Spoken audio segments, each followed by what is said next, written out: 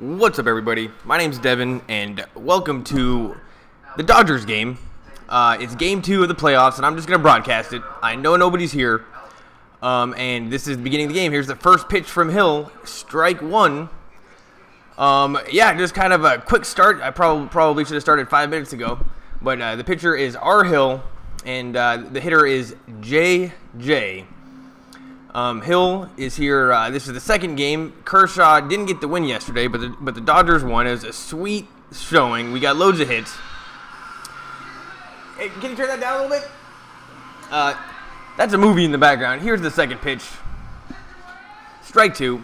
Nobody's going to be here yet. But the game has started. I should probably tweet this at some point. So yeah. I'm just going to wait a little bit until people come. There is the third pitch. It's now 1-2. That was 73 miles an hour. A big curveball. And Hill, he looks pretty old. Here's the 1-2 pitch. Outside for ball 2. And Hill's not going to give him something super easy to hit. Number 44. I wonder how old he is. He's got 6.2 or 6.1 ERA in the first inning. That is not good. Here's the 2-2 pitch. Swung on, and that's going to be a base hit to left field. So here on the top of the first batter up, Jay hits a single, and he's now on base. That's not a good start. I'm telling you, when these people get no out base hits, people start scoring really quickly. So let's hope there's not too much of this. And that was a meatball from Hill. He didn't have to throw it that over the middle.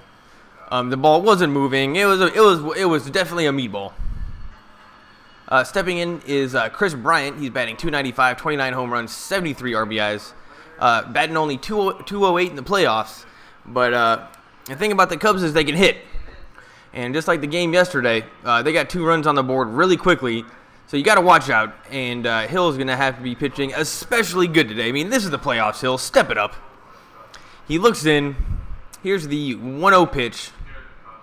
Strike 1, 88 miles an hour. High and outside, and number 17 had no chance. But he was definitely swinging for the fences, but I think he pulled his head a little bit. Joe Madden takes a drink out of a water bottle with no sticker on it, but it's not water. It's a very weird-looking brown substance. Here's the pitch. Big curveball, strike 2, and that was directly right over the middle of the plate, like on the computer. It was directly in the center. Never seen a pitch so much in the center. Big curveball, and I guess that was a good pitch. But I don't think you want to be getting curveballs directly over the center of the plate. But it's 1-2 to Bryant. Jay doesn't take a big lead at all. That's actually pretty weak. Swung on and popped up to center field. The sun's in his eyes. And Pui makes the catch. And Jay, number 30, goes back to first base. So here's 1 out. That was a very tough play to make. Pui's wearing some sweet shades. The sun is in their eyes, actually. And the center fielder and Pui kind of ran into each other. But Pui had it. Not the best communication out there, but they did not hit each other. And yeah, good job, Pui. He does a lot of awkward stuff out there, but yeah, he definitely had that ball. If you're sure you have it, you call it. And I think that's Chris Taylor. He jumped off of it pretty quickly, and they avoided a big collision. There was communication, but it just didn't look very good. Here's the pitch now to A. Rizzo on the Cubs, strike 1. That was 74 miles an hour. Curveball. And Rizzo is batting .273, 32 home runs, 103 RBIs. Definitely one of the better players on the team in terms of numbers. 32 home runs, that's pretty good. And, he's definitely pretty happy here with 1 man on. There's the second pitch. Ball 1, way outside. And it's now 1-1. I don't know anything about this Hill guy, really, but he's got to be pretty good if he's pitching second. The Dodgers definitely have good pitching. But it seems like Kershaw's the only superstar. And Jansen. But when it comes to starting pitchers, but if you take a look at them like on a list and their win percentages, they're all winning. But it only seems like Kershaw's the superstar. All right, here's the 1-1 pitch. On the bottom corner of the plate, and that's going to be strike 2. Hill that was a perfect pitch. And it could have easily been called a ball, but called a strike. And the computer actually said it was a little low. Anyway, that was a perfect pitch. Now 1-2, maybe got away with one.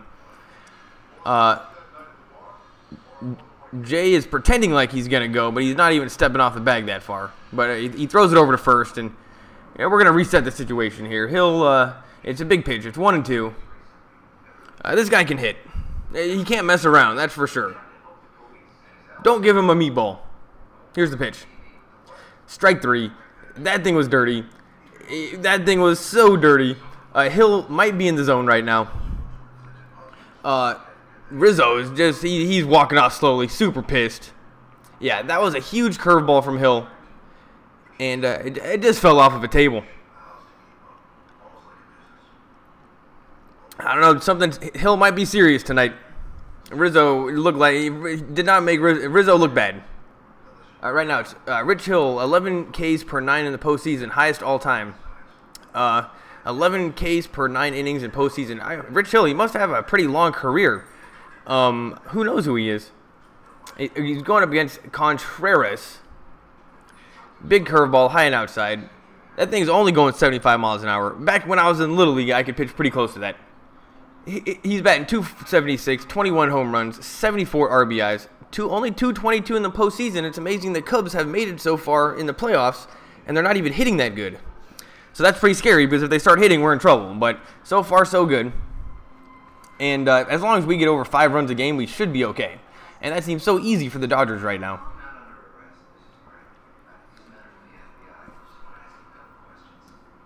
Let's see.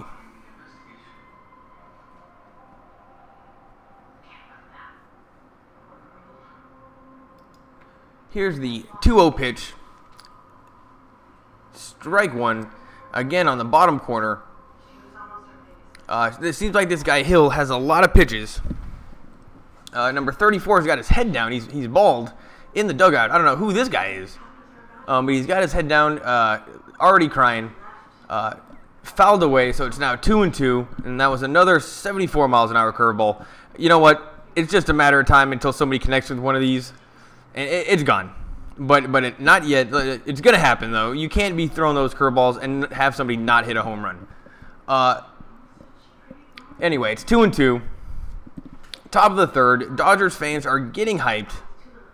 Looking for my buddy. I know he's there. Strike 3. And got him looking. That was a badass pitch. Contreras didn't look that good. And we are going to the bottom of the first, now on commercial break. Yeah, commercial break. It's pretty exciting. The game yesterday was, the Dodgers looked really good, like, after, like, the third inning. It was a slow start. I think it's probably because they had such a long break. At first I was thinking, oh man, they have like almost a whole week off because they swept the Arizona. They're going to be all rested, but then at the beginning of the game yesterday, they looked a little bit more out of rhythm than the Cubs. And the Cubs like already looked like they had been playing, and they know exactly what they're doing. And then like 3 innings in, the Dodgers had it back again, and then 5 runs, no problem. So that's always good to see. Still on commercial break. This is going to be a long game. They're going to milk everything.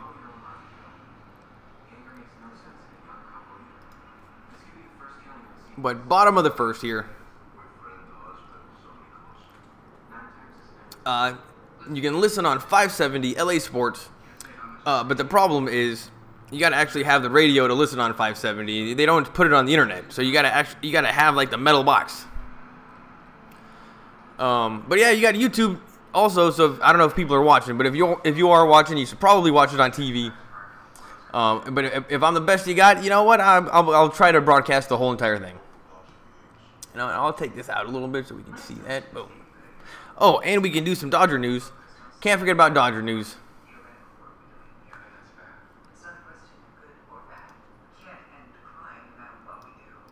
So I'll look up some Dodger news and get that. No, we got to put a D in there. Dodgers news. Get that queued up.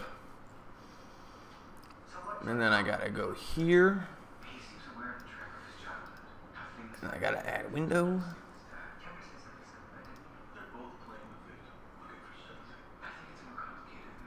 Still early in the game. I doubt anybody's here. Most of the time people click through and see if anybody's actually broadcasting it, and then it gets taken down. And then so I usually get people a little bit later. Google search. Here we go. Okay. Bring that over here. Now we got some Dodgers news. Cubs, Dodgers, NLCS lineups, Madden swaps, Hayward for Schwarber. No, we are back from commercial break. We will get back to Dodgers news. Don't worry.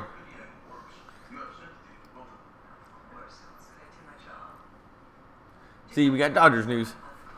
So, batting order for the Dodgers is Chris Taylor, Justin Turner, Cody Bellinger, Enrique Hernandez, Logan Forsythe, Austin Barton, Yasiel Puig, a guy I've never heard of, and then the pitcher. Oh, look, these ads are just out of control.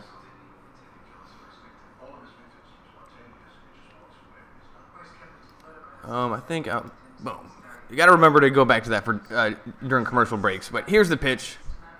Chris Taylor takes strike one.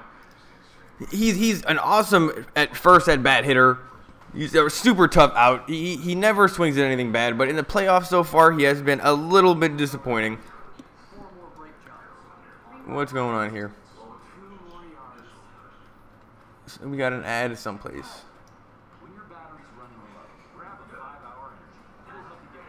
What's going on?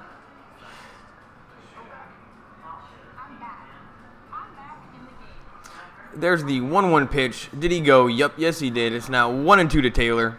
And don't worry, he can get down 0-2 no problem and gets it to a full count all the time. He did get a home run yesterday. They're showing that on replay right now, but that was his only thing that he's done in forever. Where is this coming from?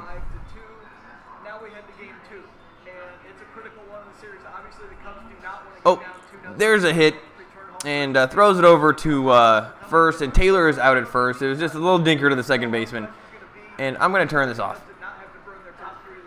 I don't know. Oh, I don't know where that's coming from.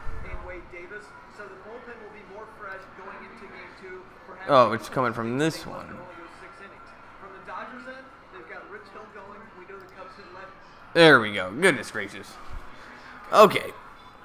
You know, messed up with the Dodgers news. No. Oops. Where's this coming from? Man, I messed that up. Anyway, Justin Turner's up right now. I will get the top right thing fixed. Just went out. Turner's batting second. It's a little bit weird. Seager's not in there, so they're switching it up. Here's the pitch. Strike one, right over the middle. 91 miles an hour. Lester's not showing anything good at all. Turner batting 222, 21 home runs, 71 RBIs, 410 in the postseason. Don't say he doesn't do anything, because he always does. Here's the 0-1 pitch. Swung, hit hard to center field. That might be a home run. The center fielder's going back. Nope, great catch. And a guy that looks like Jeter in center field caught the ball, but it's not Jeter. It's number 5. No, I guess he doesn't look like Jeter that much. So great hit from Turner, but just not quite far enough. How did he make that catch? Jumping into the sun, hit the wall. You know, that's an 8 out of 10 catch right there. Make sure you check it out on SportsCenter. I gotta find out exactly where this is coming from. Alright, my bad, everybody. We have got to figure this out. You know, I'm just gonna close.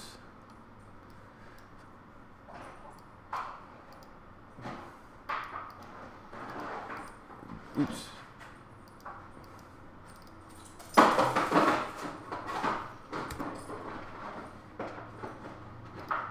Okay, so now we got that. Now we got to go back to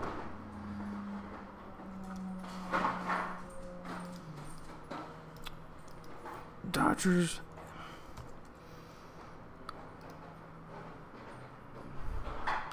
Oh, okay, well, the inning is over, and we are going to the top of the first.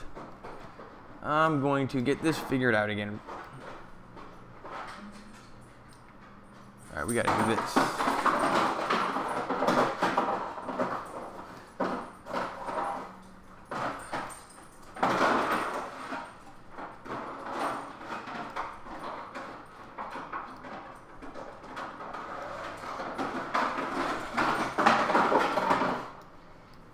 Still on commercial break. We are going to the top of the first. All right, now we got this. Gonna try to fix this so you guys can. There we go. Window capture. Now we gotta hit OK. Now we gotta scroll down, and here we go to that one. All right, so now I gotta make it bigger.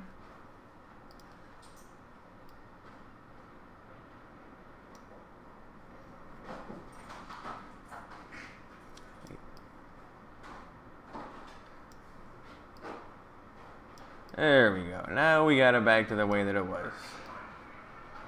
So we are going to the top of the first. We are on commercial break. Now we got Dodgers news. How do I go back to finding that? Man, here we go. I'm going to have to redo the Dodgers news ones now. Dodgers news. Okay, this one we are going... Oh, there we go. Nice.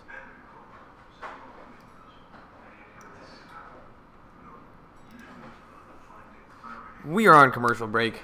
My bad for the technical difficulties. Should have it figured out now. And yeah, here we go. Dodgers news. Gotta watch out for these ads. They always pop up now. Okay, here we go. Los Angeles, greetings from beautiful Dodger Stadium as we set for Game 2 of the National League Championship Series presented by T-Mobile, though they didn't even write presented by T-Mobile, but they usually do that, and it's annoying. The Dodgers hold a 1-0 lead in the best-of-7 series for the NL pennant. Here's how to watch Game 2. On to the lineups. And I think now I know what was making that noise. It's this window right here. We got to watch out. Watch this.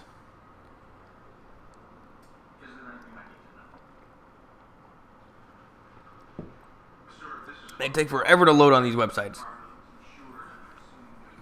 See? Now what you gotta do is you gotta push pause. Okay, back to the game. Hill is back up on the mound. Great first inning. Up to bat is Almora.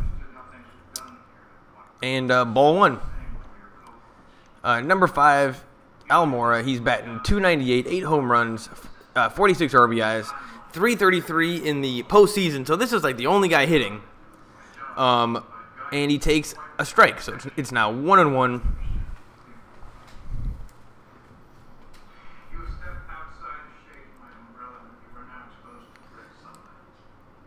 Here's the pitch. Strike 2.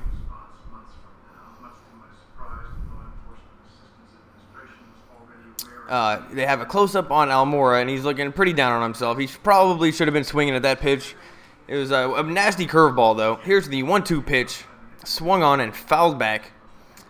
Hill seems to be in the zone right now, though. A lot of his pitches are over the middle of the plate, and on the computer, where it's showing you where the pitches are going, they're right in the middle.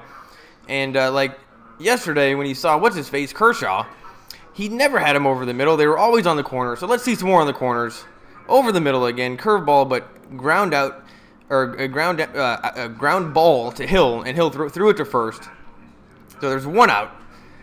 Ground ball to Hill, and he's got a nerdy smile on his face. He gets the ball back.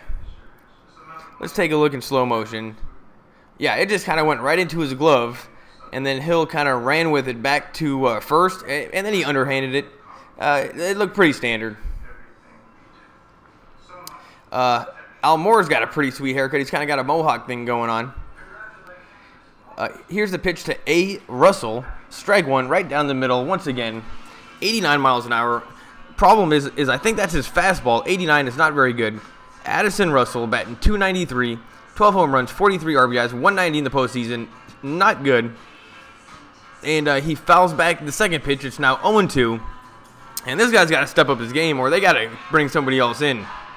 I don't know what he brings. Maybe he's a good glove and he's fast, but he doesn't get on base and he doesn't hit the ball. Here's the 0-2 pitch. Strike 2. Oh, strike 3. 3 straight pitches.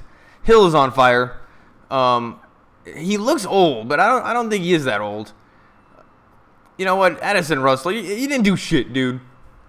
That must have been like a slider right over the plate. Total whiff.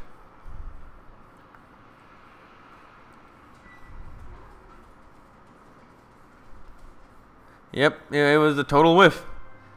So we have very quick 2 outs here in the top of the second. Up to bat for Chicago is Jason Hayward. He's batting .259, 11 home runs, 59 RBIs, 167 in the postseason. So this guy's doing even worse than the other guy. And he takes strike 1. Wow, these guys are really going to have to start hitting for the Cubs if they have a chance. But I've heard this guy, I've heard his name before, Hayward. I know that he can do it. But yeah, not good numbers. Here's the 0-1 pitch. Strike 2. Crazy curveball. Hill is... I didn't even know he was this good. Amazing pitching from Hill so far. Curveball percentage. He throws the curveball 38% of the time. So since June, he's thrown the curveball, crazy curveball, but that was high and inside. It looked like it was going at his face and then just curved right back to high and inside. Maybe a little bit of chin music. But that one got away from him. It wasn't purposeful. And Hill would never throw at anybody. He is the nerdiest, skinniest looking white dude ever. He's just having a good time out there. And he takes the sign. They got a close-up on the guy's crotch. He's wearing a cup. That we know for sure. He hits the ball to the shortstop. The shortstop throws it to first. And there's 3 outs. That's a quick 3 outs. And we are going to the bottom of the second on commercial break right now. And there's nobody coming. Maybe because of football. Who knows? Do I have the title right? Yeah, who knows? But anyway, we are on commercial break, so I'll be right back.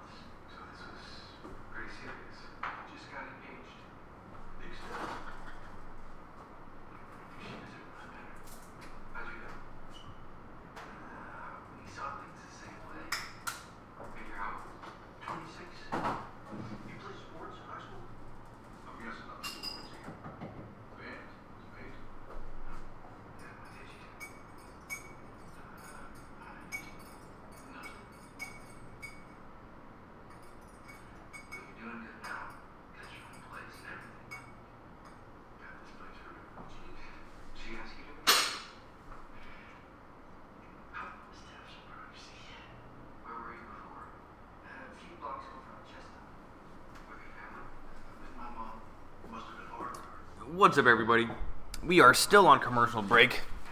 It's game 2 of the NLCS finals with the Dodgers versus the Cubs, and still 0-0, bottom of the second. And so far, the Cubs have not done anything. Hill is having an outstanding game. So far, like almost perfect. Though it seems like he is leaving those curveballs hanging over the plate a little bit. So I wouldn't be surprised if they are able to score maybe even like 2 home runs. But if we can score more than 2 runs, I think Hill should win us the game here. I am not an expert in baseball, so those are just guesses. Back from commercial break, and the road ahead. Let's see, Game 1, the Dodgers defeat the Cubs. They're at the Dodgers tonight. Game 3 is on Tuesday in Chicago. Game 4 is on a Wednesday. And then Game 5 is on Thursday. Wow, this goes really, really fast. And so we are going on the road here. Let's try to get a win. Here's the pitch from Lester. Low, ball 1. And I think this guy's name is Hernandez. Yeah, Enrique Hernandez. He shows bunt. He's batting .215. You know what? I think he's like a pinch hitter. I don't know what's going on. I guess he's starting today because Seager's gone. but he shows bunt the first time.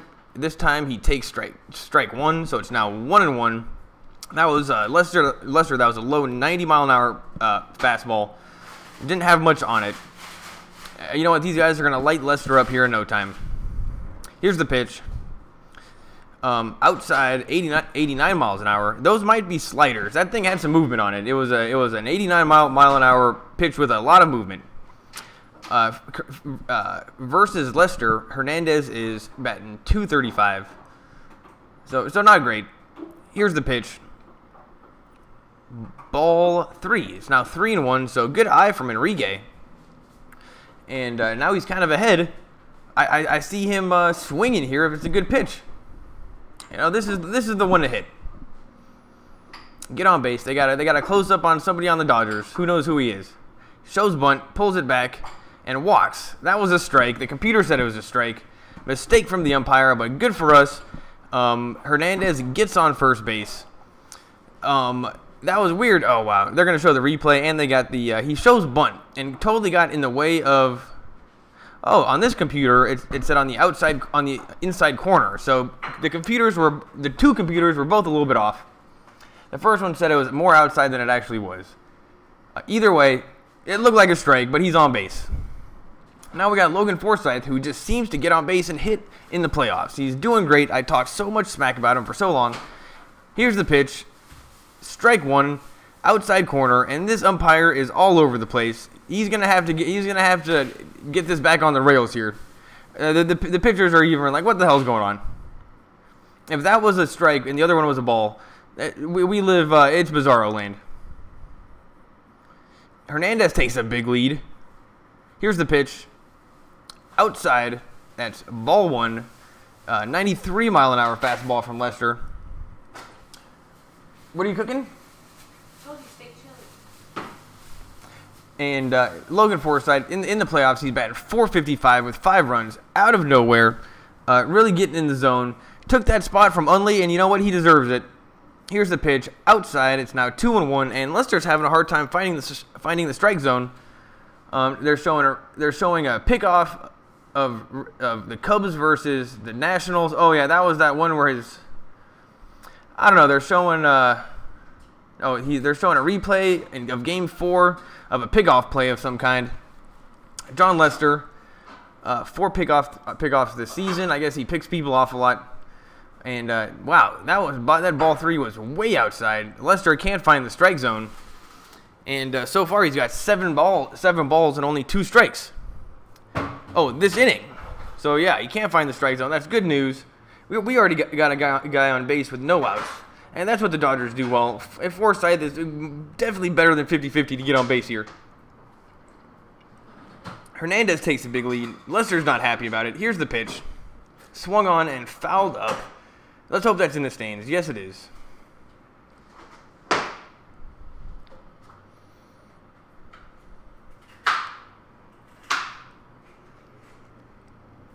Who's on deck? Austin Barnes. He's batting .400 in the playoffs.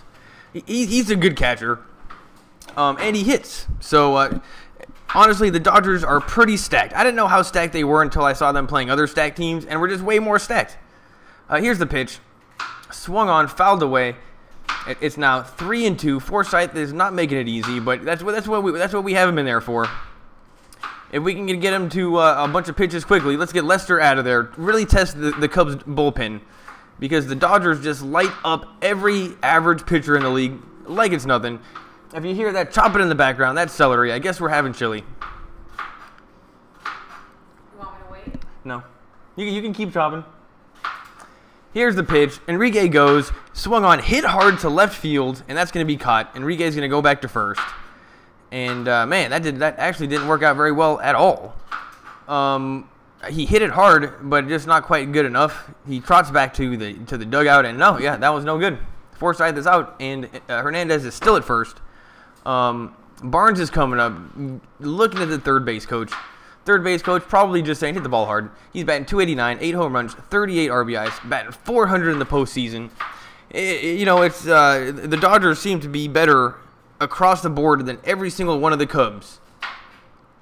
just slot for slot in the lineups. The Dodgers are just way better, it seems. Dave Roberts has got to be the best coach in baseball right now. They're close up on him right now. Best coach I can remember for the Dodgers. Enrique takes another big lead. Lester pitches. Ball 1. That's high. And Barnes, he's looking pretty solid. He's not gonna be swinging at bad pitches. Though I prefer the Dodgers actually swinging at everything. When they swing at everything, they win. That was the problem during the big downturn we had, is we stopped swinging. So they just got to keep on swinging. Here's the pitch. Strike 1, right down the middle. 88 miles an hour. That was the one to take out. Now, see, they gotta be swinging at those. That was a prime opportunity, and Barnes takes it. He must know what he's doing. Enrique Hernandez is fast. He's got a bunch of stolen bases, but they're not having him go. Strike 2, and Barnes has taken 3 pitches in a row. That was a big curveball. Definitely had him confused. But he's going to have to start swinging here. This Lester guy doesn't look that mean. Turner didn't respect him. Here's the 1-2 pitch. Swung and fouled away, right over the center of the plate. Lester is throwing up some meatballs. His pitches do not look that good. If he keeps this up, we're going to score a lot of runs. Oh, here we go. Active. He starts. This guy's been playing baseball forever. He's got 9 postseason wins. ERA is 2.57. Oh, this guy's the real deal. Jason Lester. Here's the 1-2 pitch. Ball 2, 88 miles an hour. That was low, but still a great pitch. I would have been swinging. Who knew Lester was so good? But it seems like the Dodgers should be able to hit him. But he is dangerous. So, and it's 2-2. I mean, it seems like the Dodgers are doing okay so far. But he definitely found the strike zone. Here's the 2-2 pitch. Strike 3. Barnes wasn't even close. Pulled his head out. Made him look like an idiot. Great pitch from Lester. Actually, Lester just owned Barnes hardcore. That was a curveball. And yeah, that was no doubt Lester is a professional pitcher. That was amazing. Puig is up right now. Let's just hope that he didn't see that. He's batting .263, 28 home runs, 74 RBIs, 467 in the playoffs with 6 RBIs. Puig is an animal right now, and I love him. He's loads of fun to watch. Super weirdo.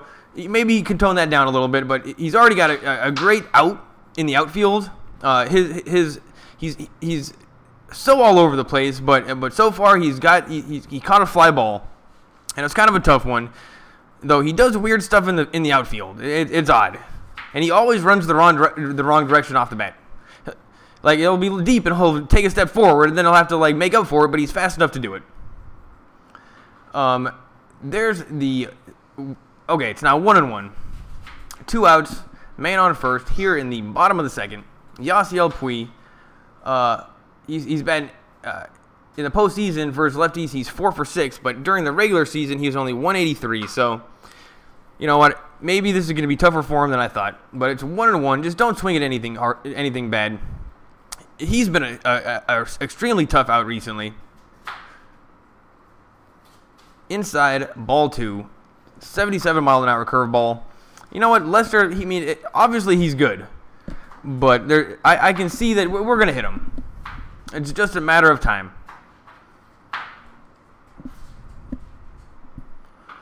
Hernandez takes a huge lead. Totally. Oh, wow. He's probably going to go. Maybe he won't go. I don't know. Here's the pitch. Strike 2. That was low and outside. The computer said it was outside. Puig knew it was outside. Made a complaint. Making a second complaint. The computer says outside. Yep. Both computers confirmed that was outside.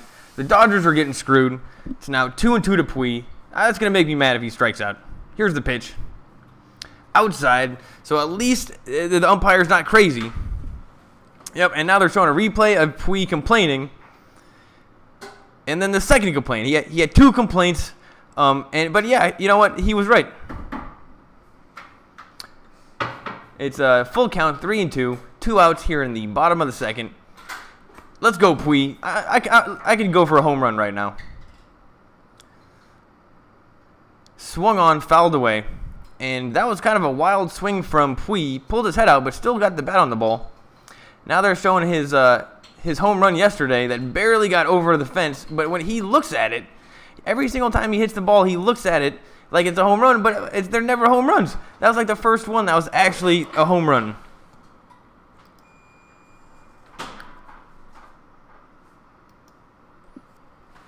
And Charlie Culberson is up on deck. That's the guy. I didn't know who he was. He must be the replacement for Seager. Sucks we don't have Seager. Here's the 3-2 pitch. Ball 4, outside, and Puig takes first base. That was a good at bat. And now Lester has to deal with Culberson with 2 men on.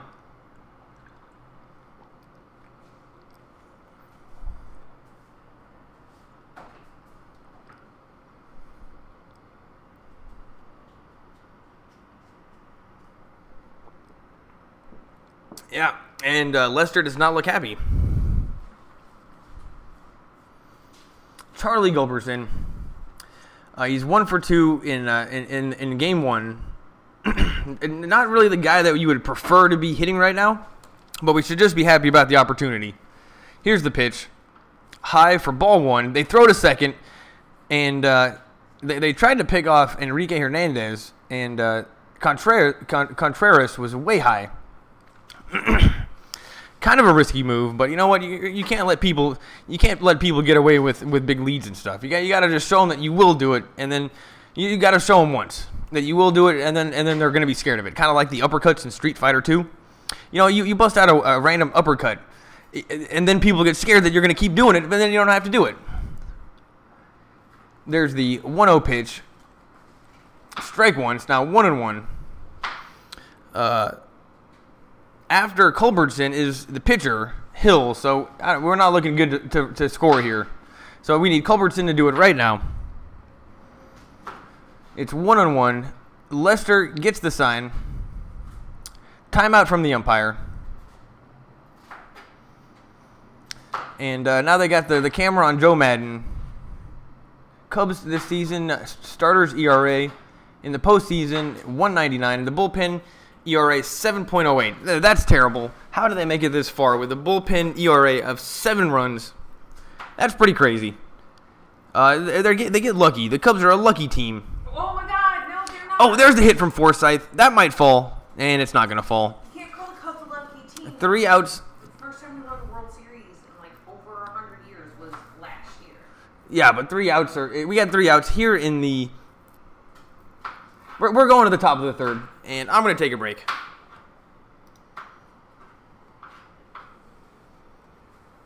Sorry, should I not talk? No, you're allowed to talk.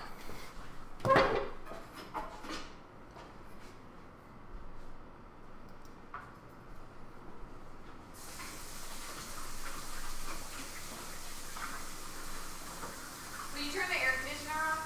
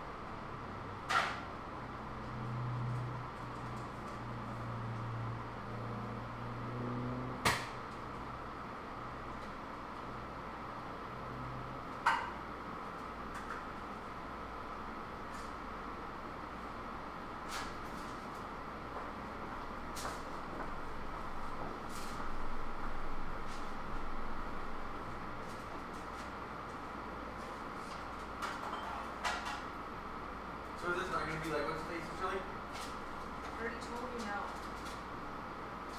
It's like the healthy chili? Yeah. Oh, that looks pretty good. And if you wanted something else, you could have said something before I actually started cooking. I need to options. What was, oh. Yeah, no, that's okay. We can have tacos later.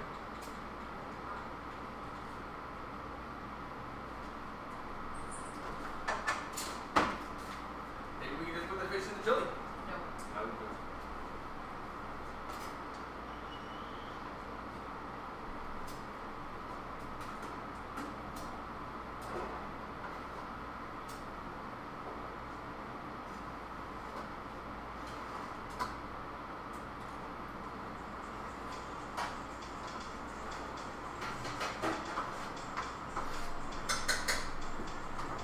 Grab my phone.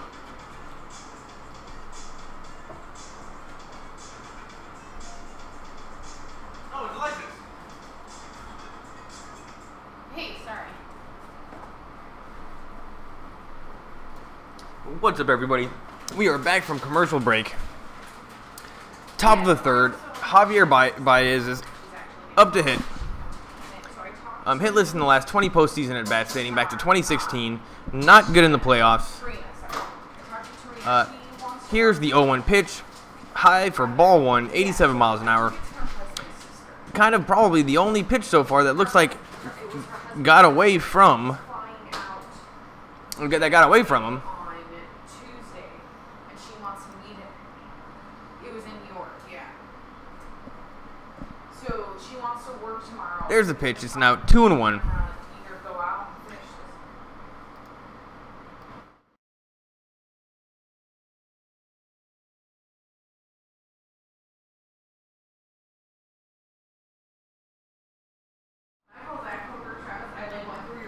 It's now 2-2 to Baez.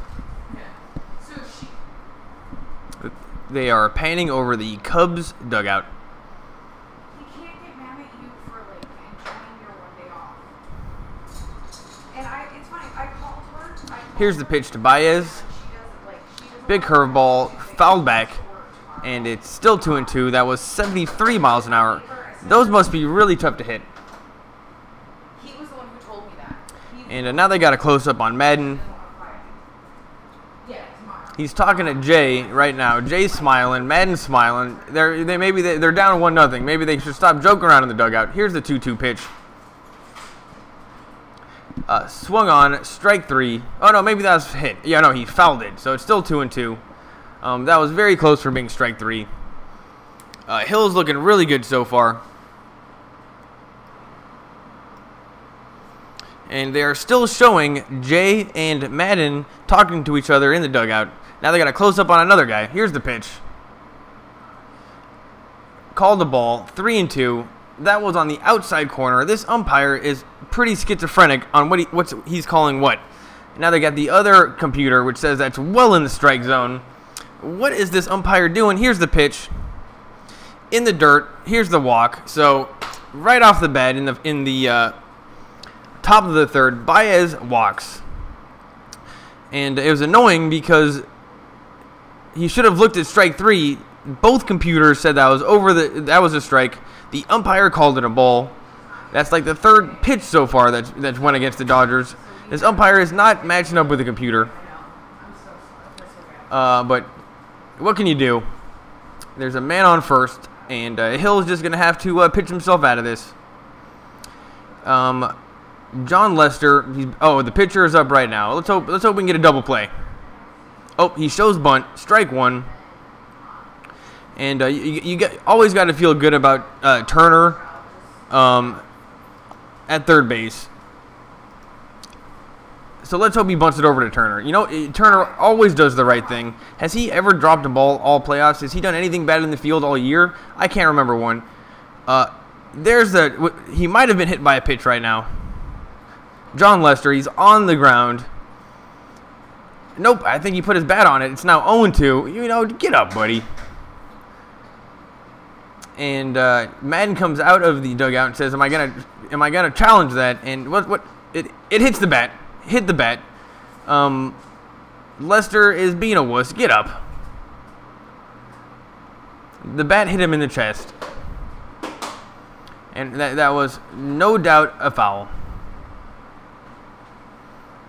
So it's now 0-2 to Lester. I guess he's doing everything he can. Here's the pitch. Shows bunt. Popped it up again. But that's foul. For some reason, Barnes ran after it super fast. Oh, he fouled on strike 3, so that's strike 3. He bunted foul on strike 3, so it's strike 3. Nice. So 1 out. Too bad that wasn't a double play though, and now we have the top of the order coming up for the Cubs. They got like 4 good hitters that we got to worry about, and then after that, it's not so bad. So this is a prime opportunity for him, and here's the first guy up. He's John Jay. He is only batting .234 in the postseason, but he's 1 for 1 tonight. Let's hope he can. Oh, throws it over to first. Baez is, I guess, taking a pretty big lead. He's wearing a weird-looking mitt on his left hand. I don't know what's up with that. Maybe it's, I don't know, maybe it's broken, but he's wearing a mitt. Maybe that's for sliding. I don't know. What's up with Baez? What's up with the mitt? Here he goes running. He's going to steal, and he's safe by a mile. That's got to be for sliding so he doesn't scratch up his hand. That's awesome. Never seen that before. Oh, no, he's got... Does he have like a broken hand or something? Oh, he used his other hand to... Yeah. He's got a bum left wrist.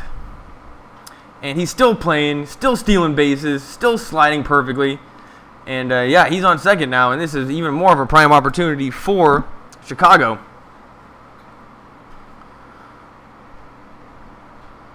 That's got to be a bum wrist.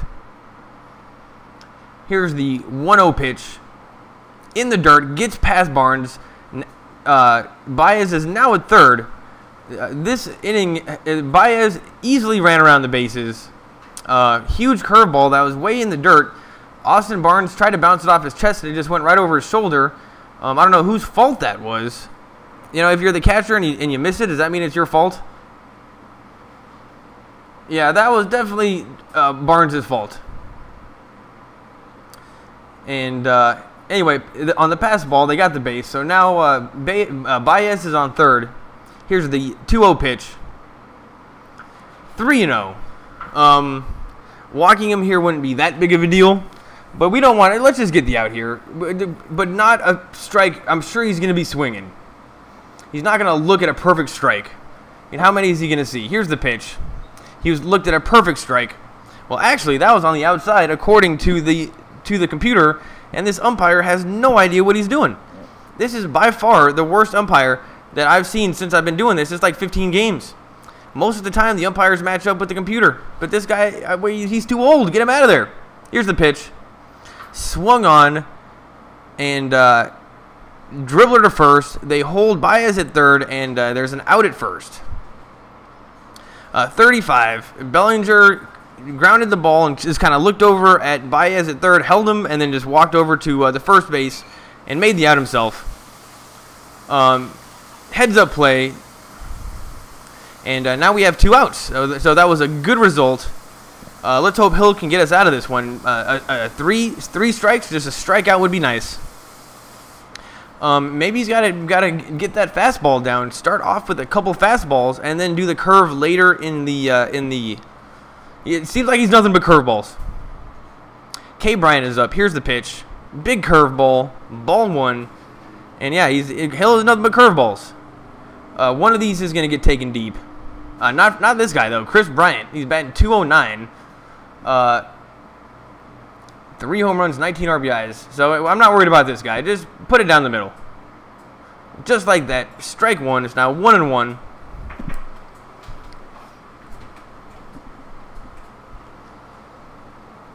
And Bryant, you know, he looks pretty young. Baez is still wearing his mitt at third. I've never seen that before. Here's the pitch. Swung on. Strike 2. 89 miles an hour. High fastball. And Bryant could not lay off that. Immediately liked the pitch. Immediately swung. And wasn't even close. Could really use a strikeout from Hill right now. Because the Cubs, they threatened in this inning. And getting through this would be good for their self-esteem. Here's the pitch, strike 3, and the crowd is going nuts. Hill so far is pitching an outstanding game. Looking for my buddy in the crowd. Haven't seen him yet. We are going to commercial break, and I guess we should do some Dodgers news.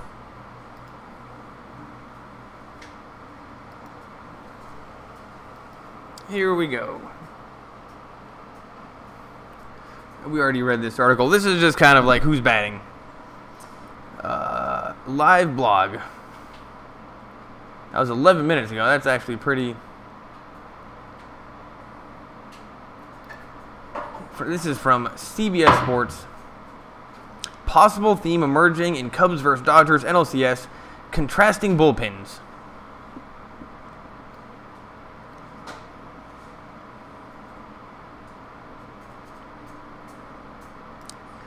During the course of Dodgers' 5-2 win over the Cubs in Game 1, we might have seen a theme emerging that will help define the series. Sure, the circumstances were a bit off, but seeing the LA bullpen completely stifle the Chicago offense while the Cubs bullpen coughs up runs to the Dodgers has a good possibility to be part of the defining factor in the series. That was kind of the reason why we did so well against Arizona. They had a terrible bullpen, and all we had to do was make the pitchers pitch, and they'd take the starter out, and then it's like Christmas. We would light them up. The circumstances I mentioned were that the Cubs were likely without the services of closer Wade Davis and setup man Carl Edwards at the very least. Here we go. I gotta find this ad. The ad was for, here we go, some kind of a video game. Gonna hit pause. There we go.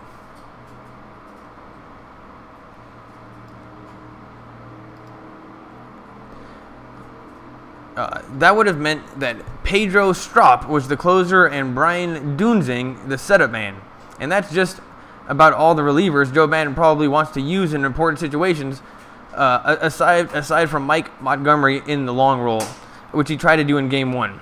So, yeah, it seems like it's important for Lester to get through a lot of innings here because their bullpen doesn't look that good. That's great news because the Dodgers can hit anybody. The two bullpens are a study in contrast right now. While the bridge to Jansen, the best closer in baseball, was an issue for stretches this year, the Dodgers have really settled things down with the additions of the two lefties, Cingrani and Watson, in front of the trade deadline, along with moving Maeda to the bullpen and Moros staying healthy. Maeda, in a small sample, appears to have settled into his relief role. He's now gone 4 straight scoreless outings. I think the credit goes to Kenta for buying, as far as buying in and understanding that every out in the postseason is important, Robert said after Game 1. So when he gets this opportunity, he's been lights out. We are back to the game. It's 0-1. Who's up to bat? I think that's Hill. The pitcher is up. Hopefully this is a quick out. We don't need him getting on base. I will take him on base, but he might get hurt. Let's just get him back in the bullpen, or back in the dugout. Strike 3. And just make sure he doesn't break his ankle on the way back. We can really use Hill right now. And Lester looked all proud about that strikeout. Though, you know what? He hasn't been looking great so far.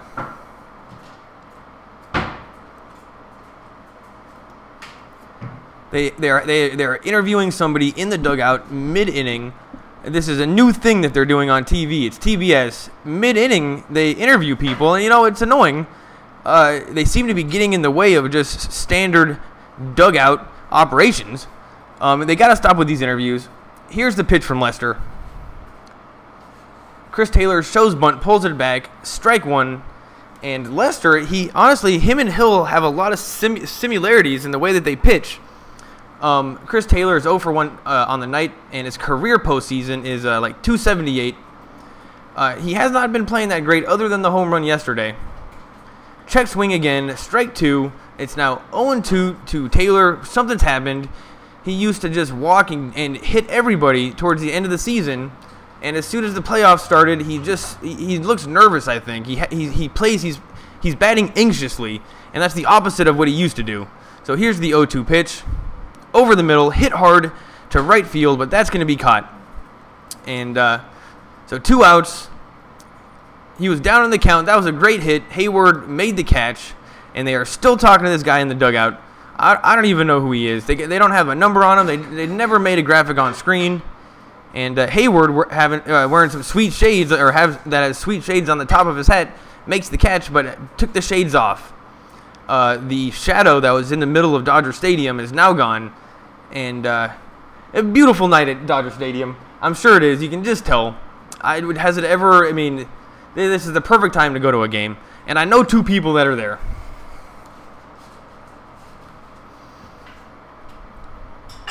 It's the bottom of the third, 2 outs, and Turner calls time. I think that's a good idea. This is the playoffs. Let's take as long as you want. And if Turner's not happy, I'm not happy. Here's the pitch from Lester. Outside, ball 1 to Turner, and I can't imagine Lester wanting to pitch to him right now. I have a feeling we're going to see 4 balls. His career in the postseason is .365. This guy is the real deal. Here's the 1-0 pitch. Low and outside, ball 2. And once again, Lester is not going to get close to this plate. Turner can hit anything. He'll even take a ball yard. He is as good as anybody in the league. And you know what? He'd be perfect for Game of Thrones. Here's the pitch. Ball 3, way outside. I mean, you don't make it so obvious you don't want to pitch to somebody. There's, pitch around him, but seriously, it's been 3 way outside balls.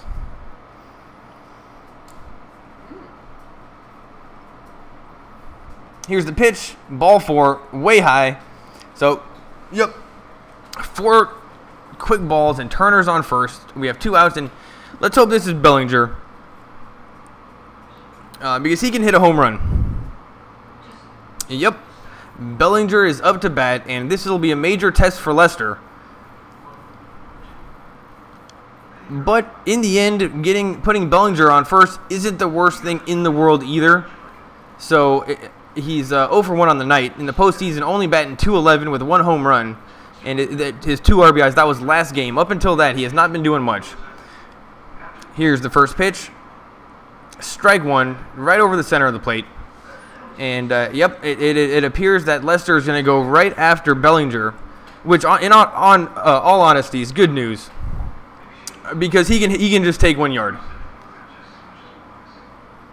Here's the 0-1 pitch.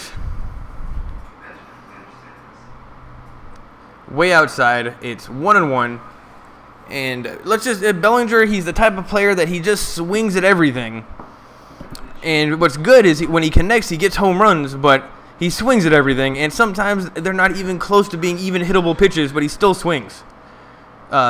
Here's the 1-1 pitch. Ball 2. Low and in the dirt. And now they're showing the replay of Lester foul tipping the ball back and then hitting the deck. He snipered himself. Lester gets the sign. Here's the 2-1 pitch. Swung on, hit hard to the gap. That might fall. Bellinger just hit a base hit. Turner's going to third. And, going to stay at third. So that was a stand-up double for Bellinger. Turner's now at third. And who's up to bat? That was a great hit. Too bad it wasn't a home run. And a guy that looks like Charlie Day is in the crowd. That was a low and outside pitch, and you know what? He just he kept his eye on the ball and put the bat on the ball, and hit it to the corner. Turner stopped at third and went a little too far and looked funky, but got back to the bag.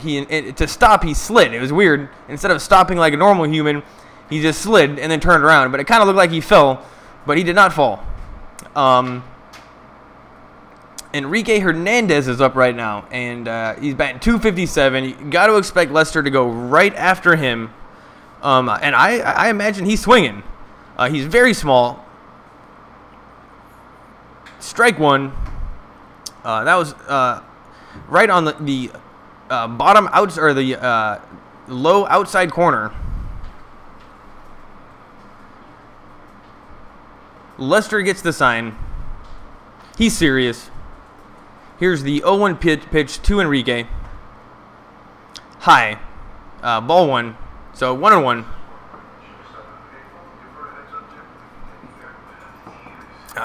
This is a lot of pressure on Hernandez right now. I don't know where he came from, but the Dodgers are playing him here in the playoffs. He's fast at least. Oh, Turner's wearing the glove too. Strike 3. Oh, no, just strike 2. I'm sorry. It's now 1-2. Hernandez was looking, and that was just right over the plate. What are you looking at, buddy? Oh, no, high outside corner. That was a great pitch. 92 miles an hour. No chance in a million years he would have hit that one. And most people wouldn't have even swung. That was like literally on the outside corner, but yes, that was a strike. And this umpire is starting to figure out his strike zone here, and now he calls time. This catcher keeps on calling time.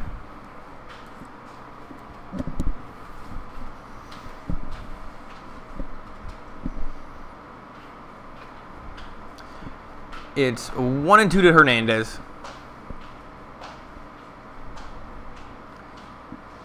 And timing. Oh, now the catcher calls time again 2 times in a row. Now he's walking out to the mound. Lester doesn't look happy about Contreras coming out to the mound. He's like, dude, what the hell is going on? I got 2 outs. It's 1-2. Don't be bugging me. Lester says, dude, go back. And Dave Roberts is spitting all over the place. He's like a camel. He spits like a camel. Can't keep him on camera for too long, but he knows how to be a coach. I love him. He mixes it up. He mixes it up. He mixes up his lineups. He doesn't change things that are working. He's quick to change things that aren't working. Just seems like a great coach. Here's the 1-2 pitch. That's low. It's now 2-2. And yeah, back to Dave Roberts. He seems like a mathematician. He seems to know what he's doing from like a math standpoint, and not really. He doesn't ever do anything crazy. I don't know what it is, but I think he might be the best coach the Dodgers have had in a little while. Every time I say that, they're like, oh, what about Lasorda? I'm like, dude, that was over 20 years ago.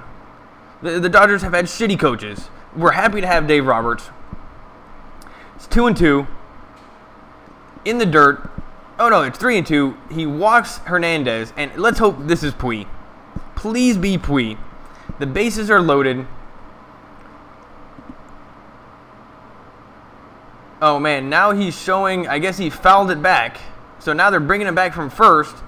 And, yeah, he fouled it. Damn it. So it's still a full count. Yeah, Puig, no, I don't think Puig is on deck. I don't know, he's not wearing a helmet if he is on deck. Oh, Forsythe is on deck. You know what, I'll take him. But no, we are back to Hernandez. 3-2. Huge situation here in the bottom of the third. The Dodgers they're threatening runs. Here's the pitch. Swung on and popped up to the first baseman, who's looking over his shoulder, and the right fielder makes the catch. So that's 3 outs. End of the third inning, and we are going to the top of the fourth. It is now time for commercials, and let's read the news.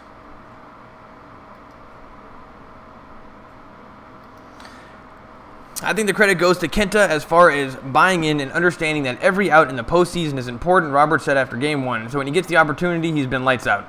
He has been. Maeda's 3 outings in the playoffs have covered 3 innings and he just faced 9 batters. That he's been perfect. Cingrani in the regular season had a 2.79 ERA with 28 strikeouts in 20 innings for the Dodgers after the trade. He's Roberts' Logie, left-handed 1-out guy in the playoffs. He's appeared in 3 games facing 3 batters. In those chances, he's recorded 4 outs. Yeah, so, you know, no doubt Dave Roberts understands the math of baseball. So that's good. Still on commercial break. Let's see if there's another article.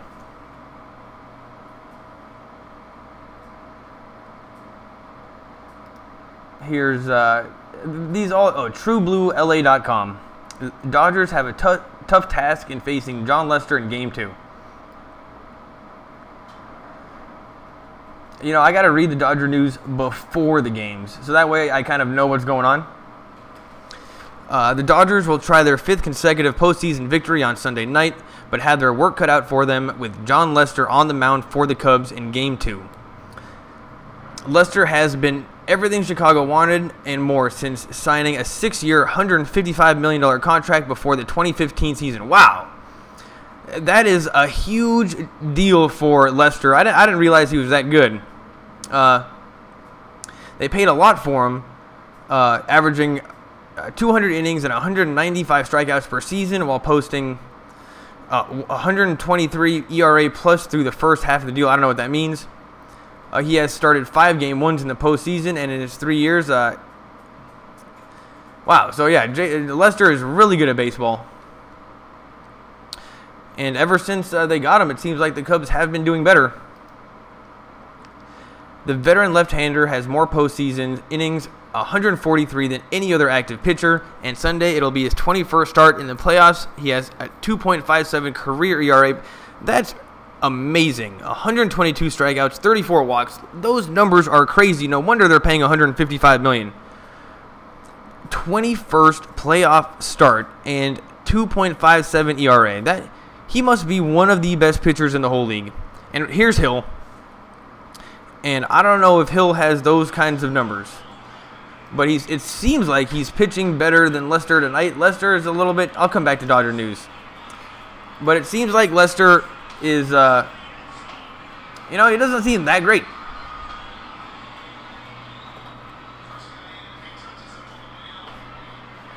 Anyway, here's the 0-1 pitch. Ball 1, 86-mile-an-hour slider outside. Anthony Rizzo is up. He's 0 for 1 with the strikeout. Huge curveball. Strike 2, 73 miles an hour. These guys, they just don't see it coming. And, yeah, that looked like it was going at his head, and it just curved right in the strike zone for a strike. Once again, strike 3. And another crazy curveball. So, quick strikeout for Hill, and yeah, Hill looks even better than Lester. Dave Roberts is like, yep, I know what I'm doing. They are interviewing Kershaw right now.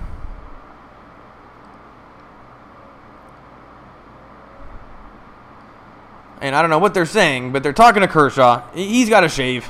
He needs a haircut, too. Here's the pitch. 74-mile-an-hour curveball outside. Contreras, he's 0 for 1 on the night. Not having the best postseason ever, but something makes me think these Cubs are due to start hitting. Here's the pitch. Strike 1. Bottom of the plate. And they're doing the double screen here, talking to Kershaw, so we are not getting the computer on the strike zone. Huge curveball, ground ball to the shortstop. The shortstop throws it to first, and he's out. So the replacement for Seager seems to have a pretty good glove. Hasn't done anything stupid yet.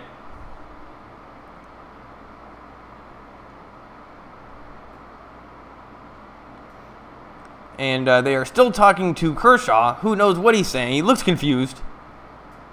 There's a video guy behind him doing. His name is. He's a media tech. His badge, the high definition is too good. We can literally read his badge. Here's the pitch. Strike 1 to whoever this guy is. They gotta stop talking to Kershaw. It's getting annoying. Dave Roberts is like, dude, that's my pitcher. Stop talking to him.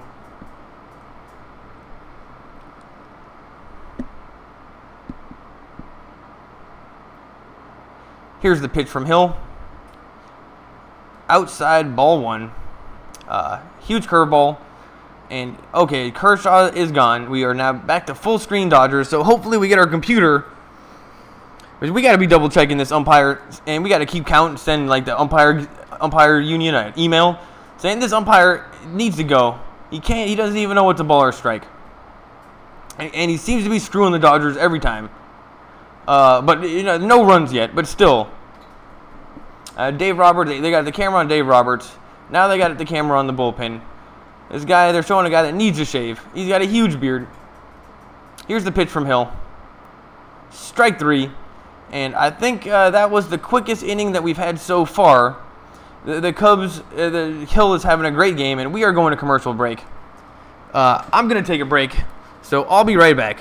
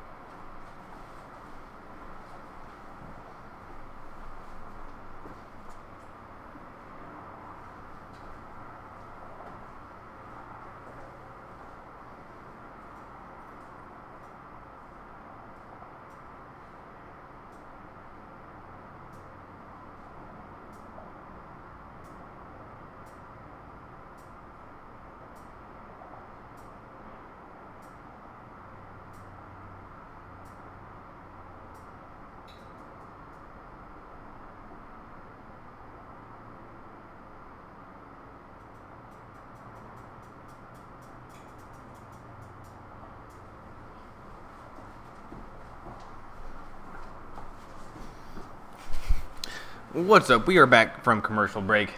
This is the Dodgers versus the Cubs. I'm going to be doing play-by-play. My name's Devin, and it's 0-2 to Forsythe. He's 0 for 1 on the night, but he's doing great so far in the playoffs. Forsythe is really stepping it up. Turns out this Lester guy is badass. We just read about him. Here's the pitch. Swung on, fouled back. And, John Lester, by innings, he's already got 58 pitches, so that is very good news. It's up there. In the fourth inning, he's had 4. So in the first inning, he only had 7. That's pretty crazy. Here's the 2-1 pitch. Swung on, hit hard, but that's going to be a foul ball. It was one of those ones down the line. Oh, a guy with a glove caught it, but it's one of those ones down the line that was pretty close for being a home run, but wasn't. But it looked like it had the distance for a second. They're showing Joe Madden. He's just kind of an old guy, wearing glasses. You can kind of see through his glasses. Those look like a pretty big prescription. Here's the 2-2 pitch. Popped up. Forsythe hit it to center fielder. Center fielder waves everybody away, even though they're hundreds of feet away. Still called it. You know, that's a professional right there. And, that's a quick one out here in the bottom of the fourth. They are showing a view of Dodger Stadium. It looks great. It's sunset there right now. So, you know what? I wish I was there. They got to enjoy it because after this, they are going to Chicago for 3 games in a row. That's it. It's not going to be easy. These Cubs, although they're definitely good at baseball, and they won the World Series last year. So the Dodgers just have to play their game, and we should win. I hope we win.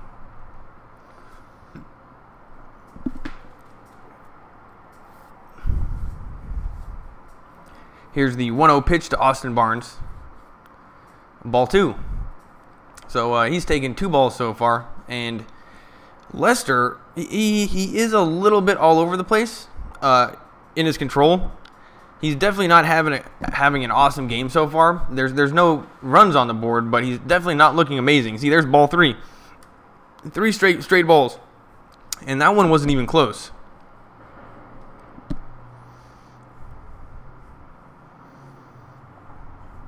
They have a wide shot from the nosebleed seats at Dodger Stadium, and even the nosebleed seats, it would be more fun than watching it on TV. But yeah, they were way up there. There's a strike, so it's 3-1, and Lester, he definitely looks serious the way he pitches.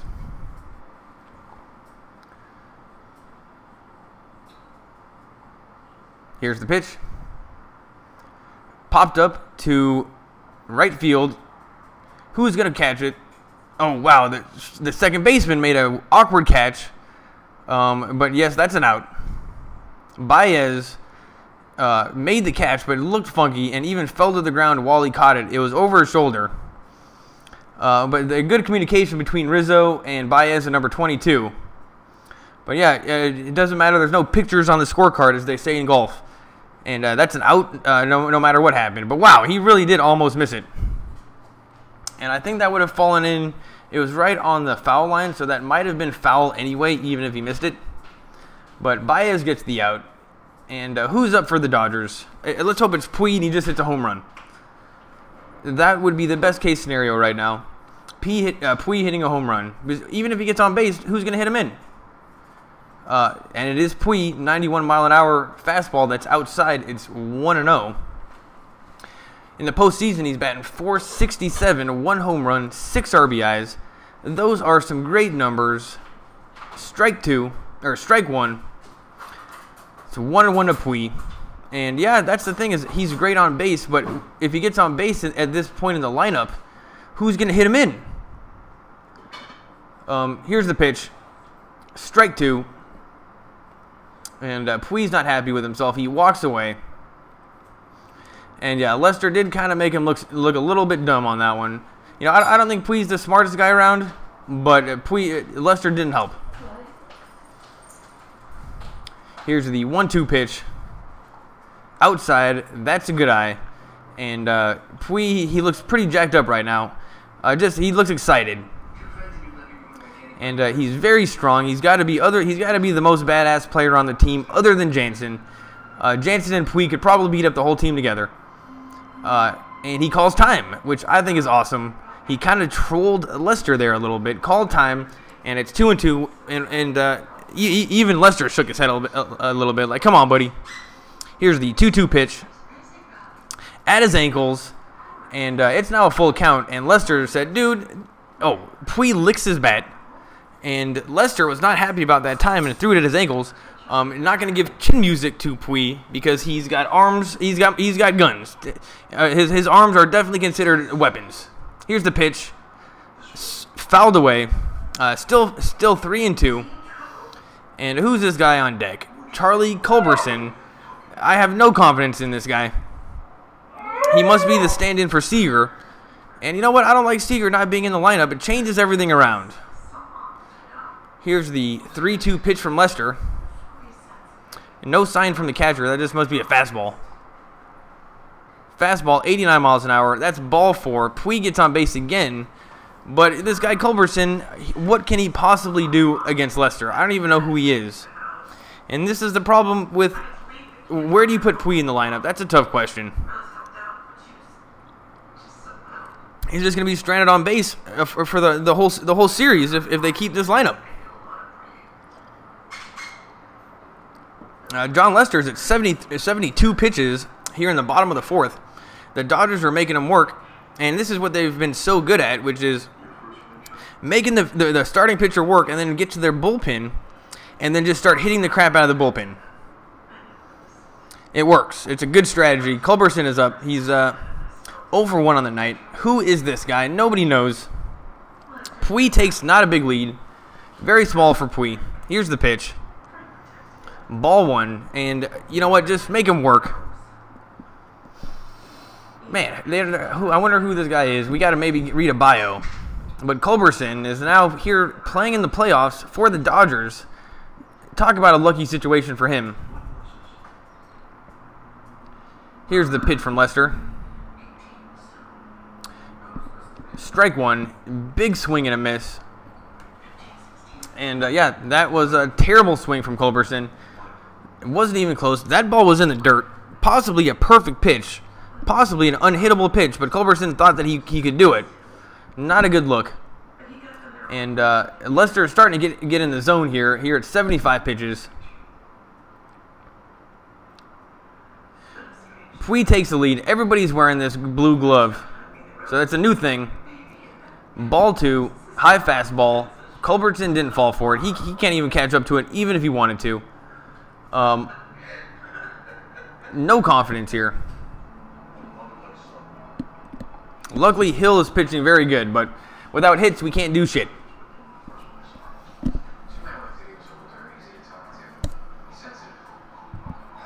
Here's the 2-1 pitch. Strike 3. Oh, no, just strike 2. It's now 2-2. And who's this guy on deck? They're not showing. They're showing Culberson. He made an out in the field that was pretty nice. So at least he's done something.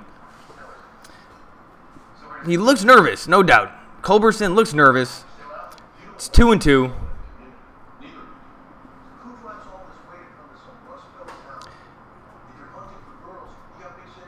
Pui steals second. Oh, he doesn't. He's out. Pui's out. I thought he was going to be safe. It looked like he was safe. And that means that next inning we're going to have Culberson up again. Man, Contreras threw him out. That was amazing. And we are going to commercial break.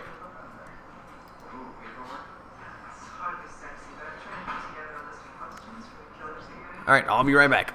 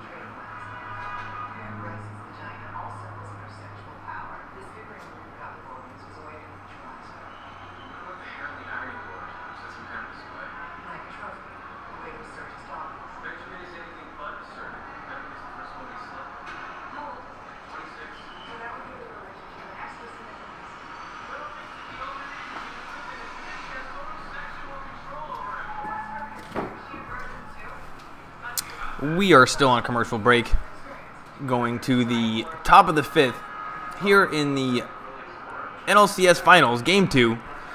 Hill is looking very good for the Dodgers. Shouldn't have any problems here in the next inning. And we are back. They are showing the sunset. Yeah, now they're showing the stolen base from Pui.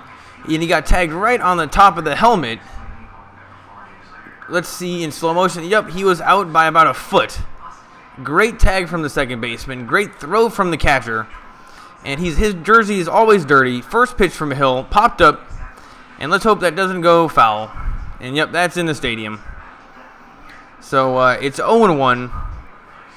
Exactly where Hill has had everybody this whole entire game so far.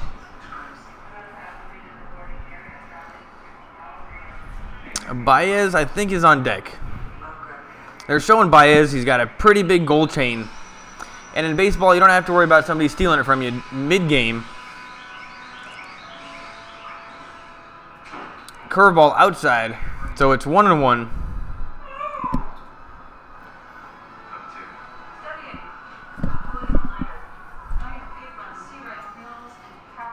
Here's the pitch. Swung on and popped up again. Bellinger is going over, and that one is also foul. So it's now 1-2. Bellinger has shown that he can actually go get those from the dugout, but this one was foul ball, no chance. And now they got a close-up on Pui. Almost stole that base. I think that was a good idea. Addison Russell is up right now. He's batting 182 in the postseason, not doing shit. Here's the 1-2 pitch. Hit hard to left field, and that's going to be a home run. Solo home run from Addison Russell. Right as soon as I say he's not doing shit. The Cubs go up 1-0. Wow. That came out of nowhere, and you know what? It's obvious if you are throwing curveballs and you have to throw strikes. You have to throw curveballs for strikes. It's just a matter of time until somebody hits one home run. And no, that wasn't a home run. That was a fastball. Low fastball, and Russell takes that thing deep. And there are Cubs fans in the crowd, but not many. It's hard to tell the difference between the two. Both have the same color, blue, but there are Cubs fans. Here's the pitch. Strike one. Another replay of the home run, this time from the left field camera. And yeah, there maybe it's about 15-1 Cubs fans, 20-1 Cubs fans. They're out there. Here's a pitch to Jason Hayward. Ground ball to first base. Bellinger is going to slide and got him out at first. Great play from Bellinger. It was like a race to the plate, and both slid, and they called him out. But now they might do an instant replay. We're taking a look right now. Who got to the bag first? Bellinger by a couple inches. That is amazing. If they do look at that, they're going to see that Bellinger, he got him. Heads up play from him. The ball was hit pretty hard. Hayward must be fast. Same with Bellinger. Talk about good sprint speed. He came from a complete stop, kind of deep in the infield, and beat out Hayward for the out. Here's the pitch to Baez. That's strike one. And Baez didn't do anything. He just stood and watched that one. Doesn't seem like a good strategy. Here's the pitch. Big curveball, strike two.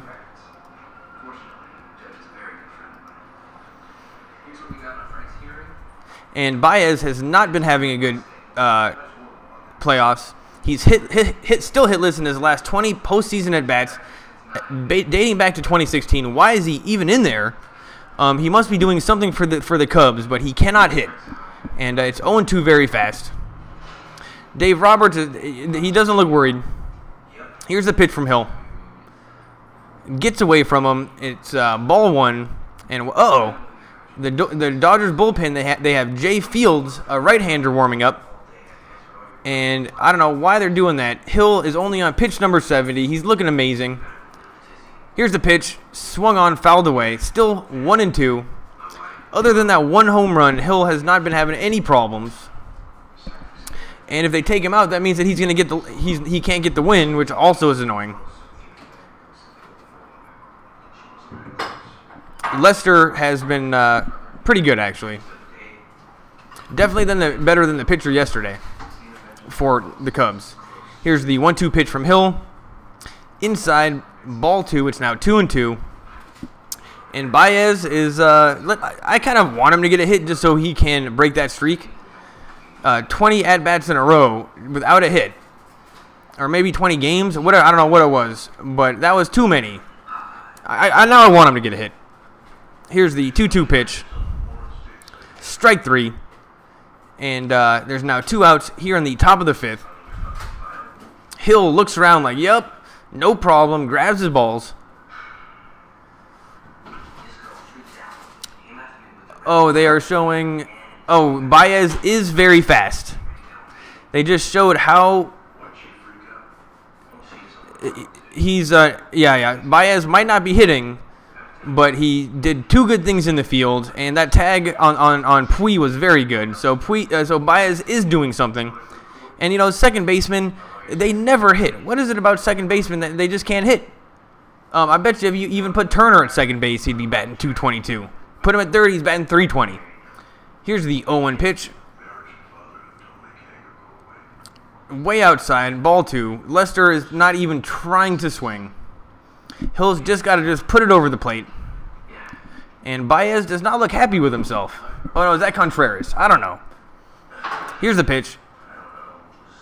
Ball 2.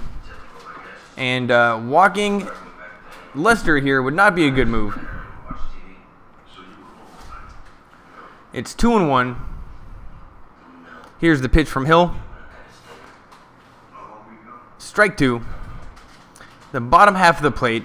This umpire has definitely calmed down his strike zone, and now he's more matching up with the computer. Yeah, he made the adjustment, but at the very beginning, he was all over the place. Here's the 2-2 pitch. Swung on, and that's going to drop for a base hit. And Lester is helping himself here and gets on base. And now Hill is going up against the top of the order with 2 outs. So maybe he is starting to lose something on his pitches. He is at 80 pitches. And Lester, yeah, just keeps his eye on the ball. And Make your bowl and go. oh yeah, I'll eat in a little bit. All right, so who's up right now? JJ is up for, yep, but he's gonna be out. So 3 outs.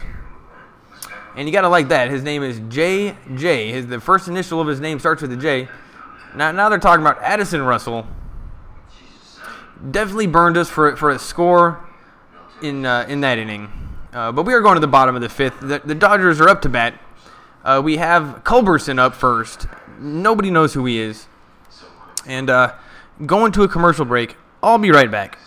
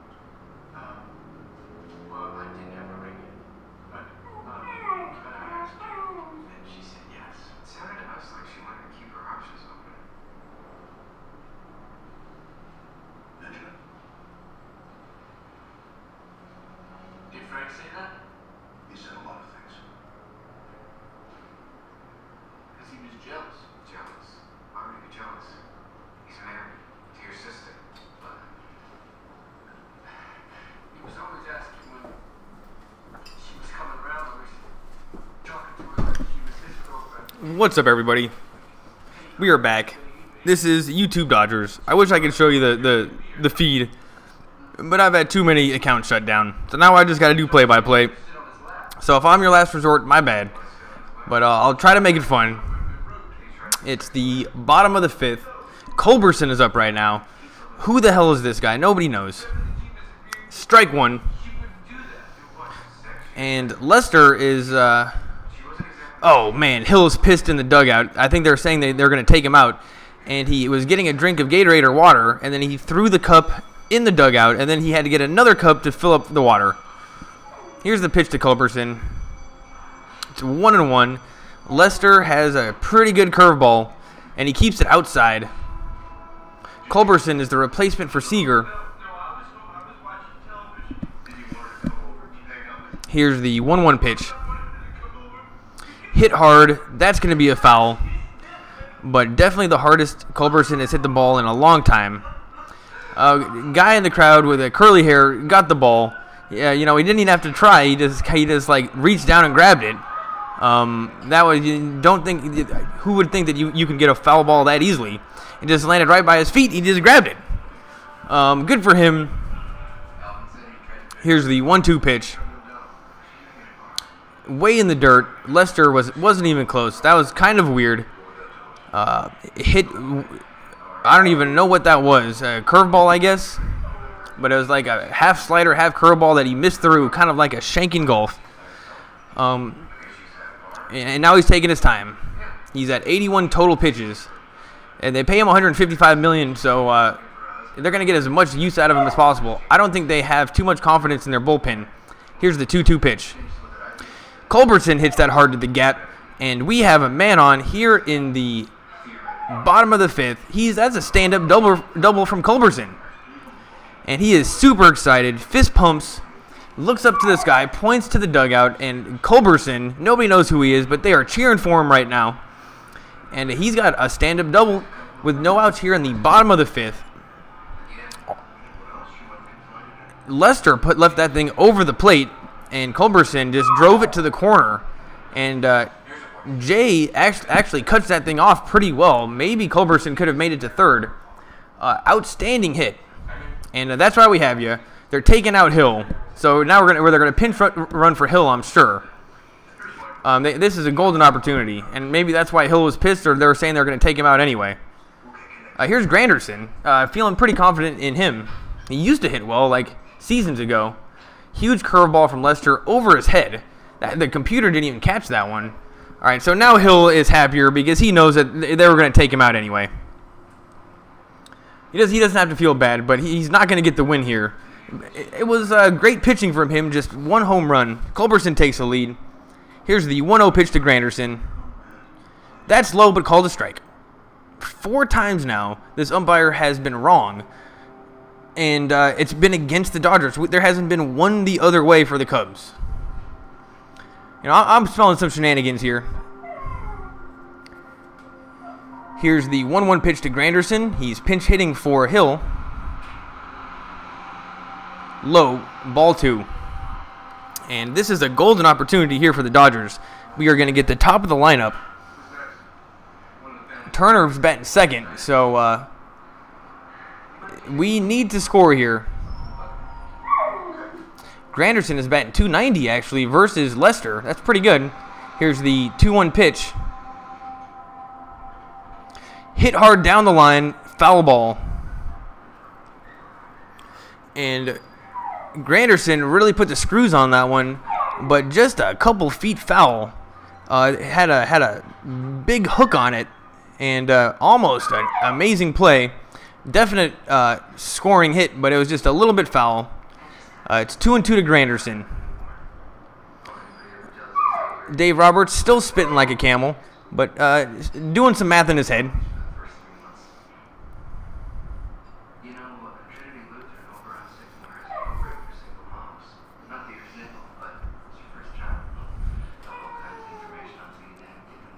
The crowd is getting pretty pumped up. It's the bottom of the fifth. All the seats are filled. Took forever for the stragglers to cruise in, but it's a full house here at Dodger Stadium. Here's the pitch. Popped up. Please go foul. And the third baseman made the catch. So that's 1 out. Granderson popped up. What can you do? It was a pretty good at bat. He almost hit a line drive. Culbertson is still at second. Bryant, who's the third baseman, caught an underhand. And, that was a pretty sweet catch.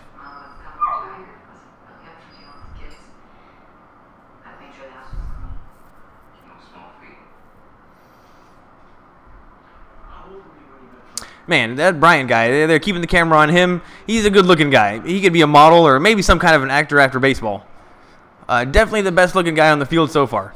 Here's Chris Taylor. He's 0 for 2 on the night. Ground out with a flyout. He's not doing great in the postseason, which is very disappointing because he was doing so good in the run-up to the postseason. He's got some weird-looking socks on. Here's the pitch. Swung and fouled away. That was hit very, very hard. But yeah, he's swinging at these first pitches every time. And back in the day, he used to always be able to walk and get on base. And sometimes it would take him like 15 pitches to get through them. Now he just swings at everything. I like the whole team swinging at everything except for Chris Taylor. He's the one guy that I don't like swinging at everything. And, Bellinger has to calm down too. That's Ludwig in the background. Here's the 0-1 pitch. That's a ball. Lester is starting to lose a little bit of pop on his pitches, and his curveballs are not falling off the table, and he hasn't really had his control all night. I don't know how he still hasn't let up any runs. He's the real deal. Morrow is now warming up in the bullpen. He is also the real deal. Throws at 99 miles an hour. Who knows? Maybe we'll see 100. Taylor calls time. Doesn't like it. Ludwig. No barking.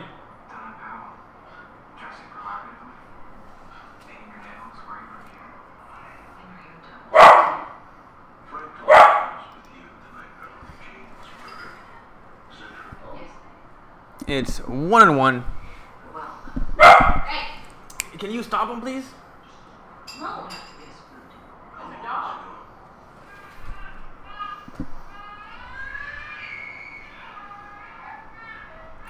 John Lester, he's just really good.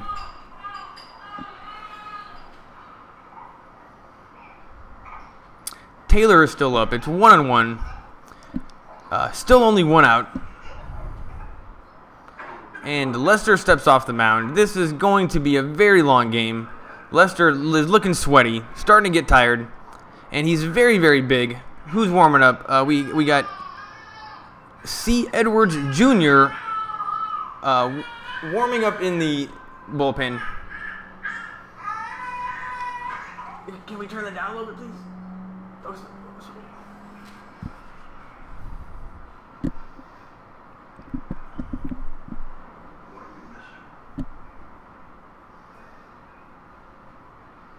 It's 2-1 to Taylor.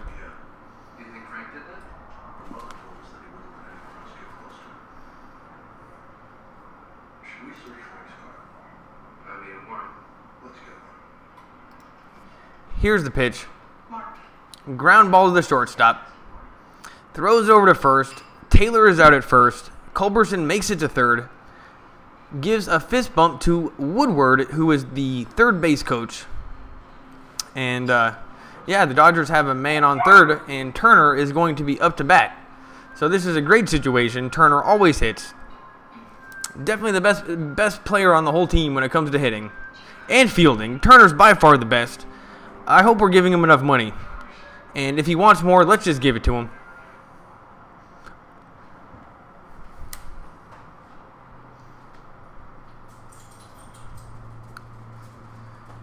Turner looks in the zone. He's batting .389 for the postseason, but he's 0 for 1 on the night. Also has a walk. He steps in there, kind of stretches his back a little bit. Here's the pitch. High, and that's ball 1. 92 miles an hour, high of the strike zone. Turner didn't even swing, wasn't even close to swinging. But he's 1 for 21 against Lester. For his career. That is very bad.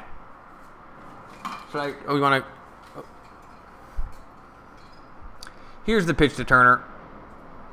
Ball 2. That was low and outside. I can't imagine Lester wanting to pitch to Turner, even his great record against him. Even with his great record against him. The first base is open. You know, worst case scenario, you go up against Bellinger.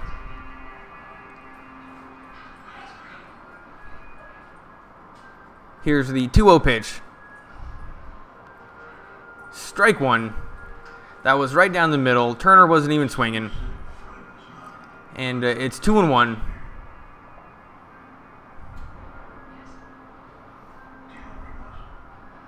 He doesn't even step out of the box. Just stays in there. Lester is taking forever.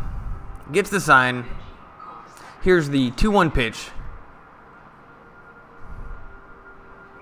Fouled back.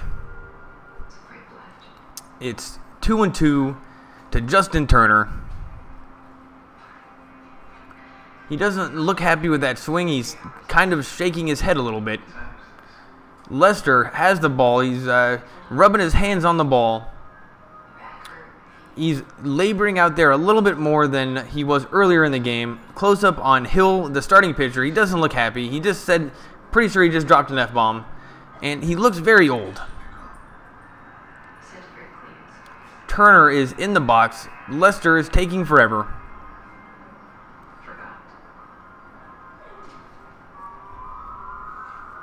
Close up on Puig. Has a sweet haircut. He's got those lightning bolts in the side of his head. Here's the 2-2 pitch to Turner. Ground ball to the gap. That's going to score a run. And Turner's at first. Just a great, easy hit right up the gap. The second baseman, Baez, didn't have a chance. And it's now 1-1. Great score from the Dodgers.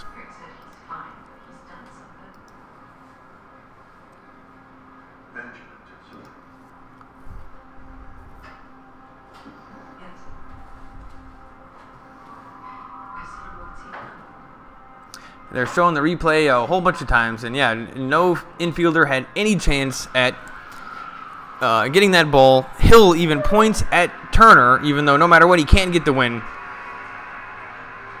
And Turner now puts on that blue glove that everybody is wearing now. I don't know what that is. If one of you guys want to tell me what that is, that would be nice. Here's Bellinger. And that's ball one. Though the computer said it was a strike. Umpire called it a ball.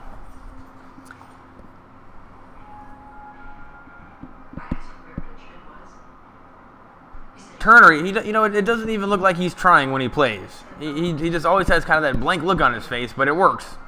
Here's the 1-0 pitch to Bellinger. Swung on and fouled away. Bellinger yells something. He's 1 for 2 on the night with a double. Batting .250 here in the postseason. Nothing special.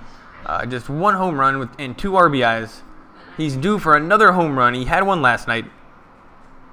Culberson is drinking a very pink drink. Never seen anything like that. Here's the 1-1 pitch. Swung on, fouled away. Bellinger grabs his bat and says, yep, that was probably the one. Lester has been over the plate every time. Not scared of Bellinger at all. Pitched much differently against Turner. And now they are showing the batting coach for the Dodgers. Here's the pitch from Lester. In the dirt, ball 2. Lester is taking his sweet time. And Bellinger is really, you can tell he looks a little bit nervous. Lester's pitch count is now at 100, 46 balls, 54 strikes. That's a very good game, and they're definitely getting their money's worth right now. We got to get to that Cubs bullpen. Here's the 2-2 pitch to Bellinger. Ball 3. It's now 3-2. Enrique Hernandez is up on deck. I have no confidence in him. I don't know why. So let's hope Bellinger gets a hit right now. Dodgers fans are going nuts. Tons of them drinking beer. Kids dancing. Here's the 3-2 pitch. Fouled back. Turner was running, has to go all the way back to first base. His red hair just bouncing up and down like a badass. He looks exactly like you would expect a Viking to look like. In another time, he definitely would have been on a Viking boat. And there's multiple Vikings in Major League Baseball, but he's definitely the #1 Viking in the league. Here's the 3-2 pitch. In the dirt, Bellinger walks. And Enrique Hernandez is up next. Lester pulls the wedgie out of his butt. And I think Joe Madden's going to take him out. Madden goes out to the mound. And, the security follows him. Yep, and Madden calls for the right-handed pitcher, number 6. And we are going to go to commercial break right now. So, I will be right back. Great situation for the Dodgers, nonetheless. And no matter what, I don't think Lester can get the win. It's a tie game. So I don't know what happens here if... I don't know what happens. But yeah. New pitchers coming in, and we are going to go to commercial break.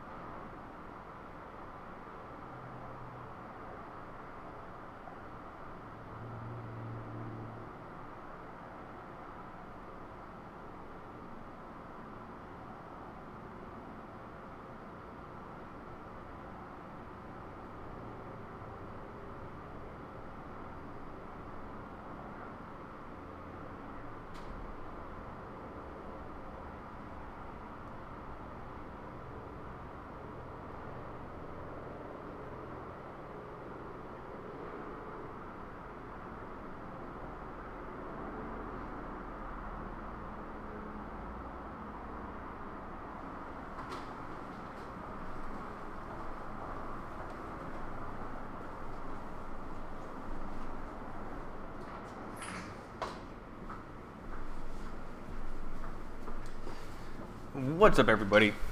We are back from commercial break, and C. Edwards is now pitching for the Cubs. Lester is very sweaty. They're showing him in the dugout. And Chase Utley is up to bat right now. I don't think he's done anything here in the playoffs so far, except for maybe a couple of walks. Turner is on second. There's 2 outs here in the bottom of the 5th. 2 players on. 97 miles an hour, low for ball 1. It's 1-1, and Lester does not look happy in the dugout. He pitched a pretty good game. Chase Utley is old, that's for sure. He's definitely the oldest looking Dodger. He's 0 for 17 in his postseason career. That is not good. C. Edwards, he throws it really hard. 97 miles an hour, strike 2 right down the middle. He's kind of a skinny guy, though. but you can tell that he has good technique when he throws it. He really uses the physics of his body really well. And yeah, this guy looks serious. Chase Utley doesn't step out of the box, holding his bat weird. Gets the sign. Here's the 1-2 pitch. Strike 3. And that's going to end the inning. Chase Utley is muttering under his breath as he goes back to the dugout. And yeah, so it's still 1-1. I think that means that no matter what, Leicester doesn't get the loss. But I'm not totally sure. And we are on commercial break. So let's go back to some Dodger news. Let's see. Well, they are talking about Leicester. Coming off injury, he's gotten progressively better, Joe Madden said. Let's go to some other articles. Leicester's already out of the game. I should be doing this Dodger news before the game. This is from the USA Today. Dodgers' Yasiel Puig is turning postseason into his personal party. Now, that's just a good article. Here we go, from USA Today.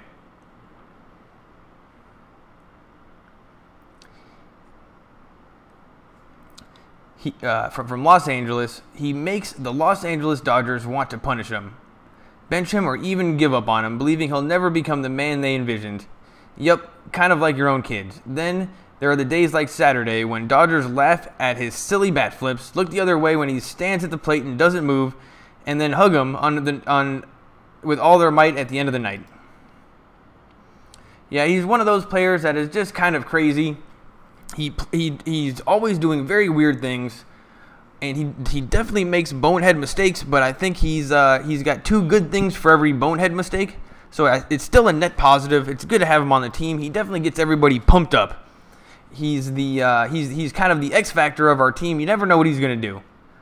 The Cubs had no choice but to stand there and seethe, watching Puig's latest antics that drives the old school crazy, but makes him a Hollywood legend in this generation. Yeah, I think he's great. And why does it make people seethe? People don't like Puig? Obviously, he can rub some people the wrong way. Dodgers outfielder Kike Hernandez told USA Today, he loves the cameras, but he's on my team and on my side, so if he keeps playing the way he's playing, he can do whatever he wants. He should be able to do whatever he wants all the time. I don't care if he gets naked out there. So Kike Hernandez says it's okay. If he says it's okay, I say it's okay. The way, I don't know, USA Today is now using the term pimping.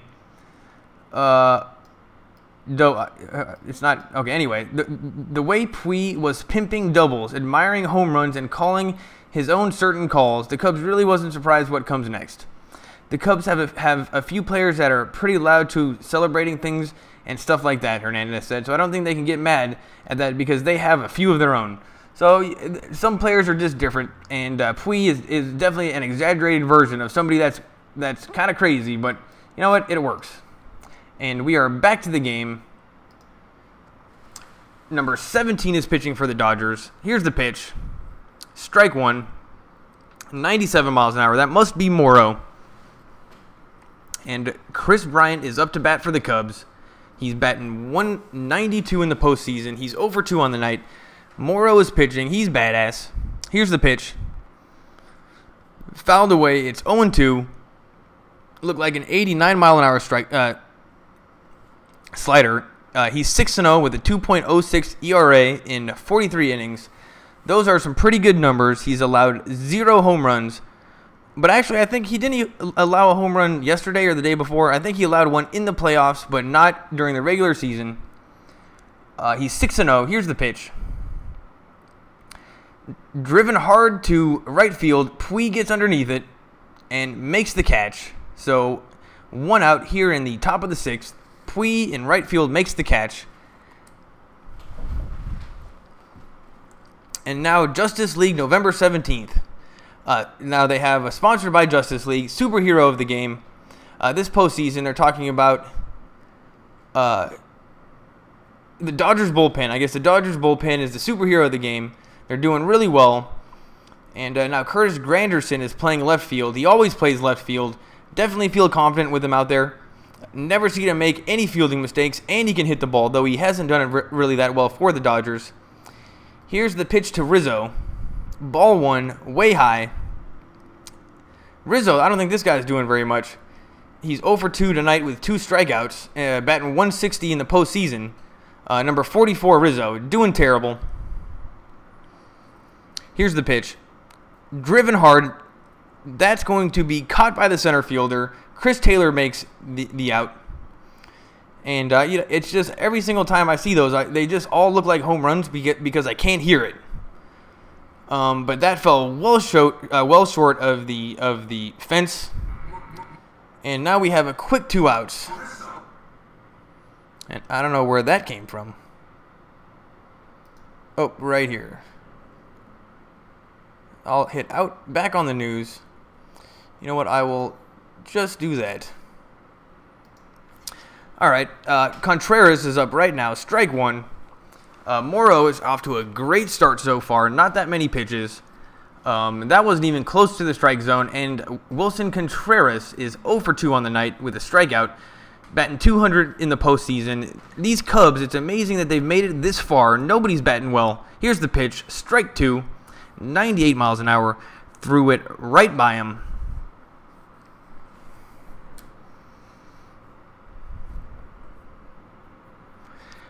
The Dodgers fans are getting hyped up. They got their blue towels. Looking for my buddy. Don't see him. Here's the 0-2 pitch. Strike 3. And that was a very, very quick inning. 98 miles an hour. Not even close to being hit. And we are going to the bottom of the 6th. With a 1-1 game. We are on commercial break. So, what should I do during the commercial? You guys have questions? There's 8 of you guys watching, so if you have questions, I guess I can answer them. I always forget to check this live stream page when it's going on. But anyway, thanks for watching. I'll try to do good. And it's a pretty good game. Actually, I'll be right back. We're on commercial break.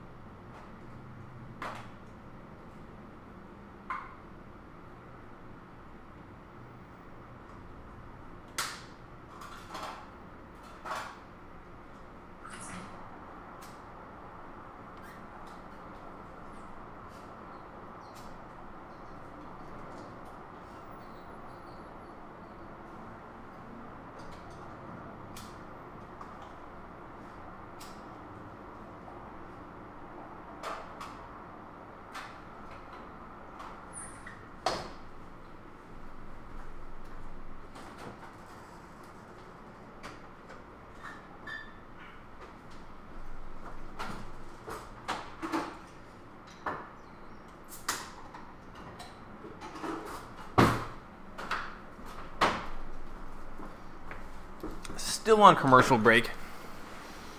You know for sure Major League Baseball is going to get their money's worth. Everybody's watching this one. Even people on YouTube. Still on commercial break.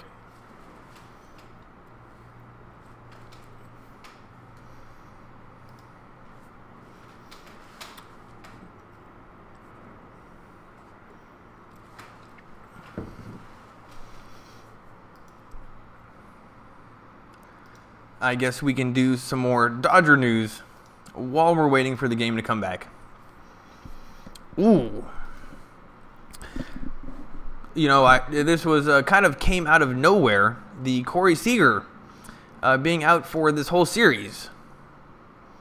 But Culberson, he did get a hit tonight. But just missing Seager, that is for sure. Okay, we are back. Get rid of the news.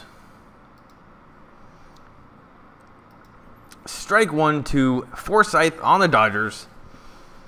He's 0 for 2 on the night, but still batting very good for the playoffs.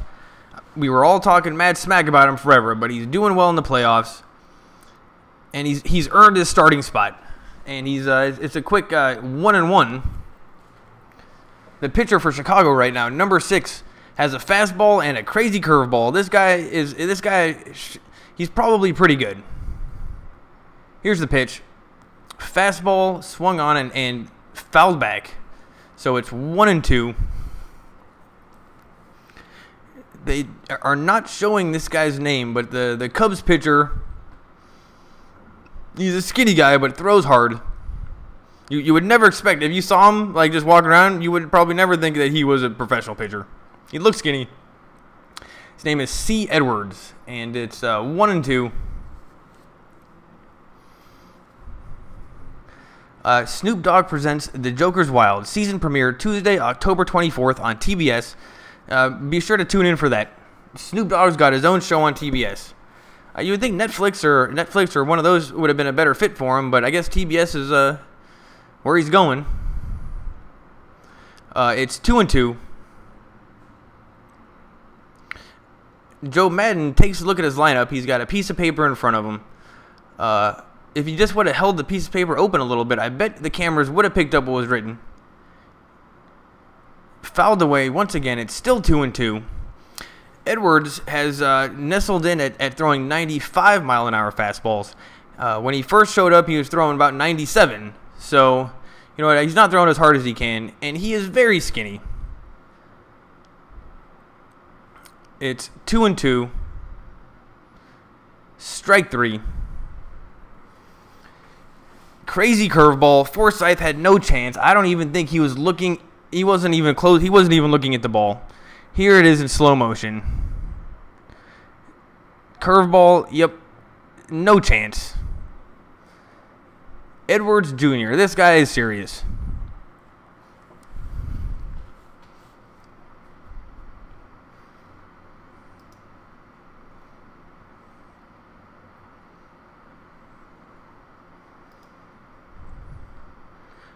(0-1) to Barnes, number 15.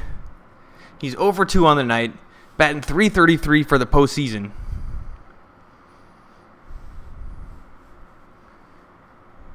Here's the pitch. Fouled away. It's 0-2 to Barnes. Edwards, so far, I am very impressed with his pitching. He's hitting his spots around the plate. Nothing's directly over the plate. And he's taking his time. It looks like he belongs. Number 6 for the Cubs. I'm a Dodgers fan, but this guy, I think he's coming into his own as a pitcher. He looks good. Here's the pitch. That's popped up, and that's going to go into the crowd. It's still 0-2 to Barnes. He's a great catcher, and he hits pretty well for a catcher, too. Gotta love him. But he's behind on this one. He's 26, actually. Carl Edwards Jr. He's 26, 48th round pick by the Rangers in 2011. Huh. Well, this guy's, he's been around for a little while. Here's the pitch. Big curveball popped up to number 22 for the Cubs. That's an out. Barnes just popped up. Now they're talking about the playmakers, the last 8 postseason games. Yasiel Puig, he's batting .458, 500 on-base percentage, .750 slugging percentage, and 6 RBIs. This is amazing. We should probably pay him more money too. Whatever he asks for, let's just give it to him. He deserves it. And look how strong he is. Tonight he's got 2 walks, and that's why he's got that good on-base percentage. He's not going to swing at bad pitches. Here's the pitch. Outside, it's ball 1. And Edwards did not look happy about pitching to Puig right now. He was like, I'm just going to go outside, and I'm just going to go outside on all these pitches. There's 2 outs. Why mess around with Puig? It's 1-0. Outside once again. 2 balls. And, yeah, I would be pretty sure that there's going to be 2 more balls here.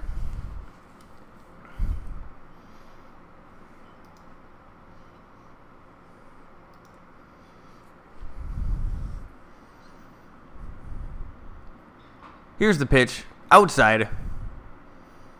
3-0, so it looking like they're doing a walk of Puig without actually saying they're walking him. Edwards wants nothing to do with him, and Puig kind of made a joke about it and like kicked his leg up. He should just swing at this one for fun. Here's the 3-0 pitch. Directly over the plate. Strike one.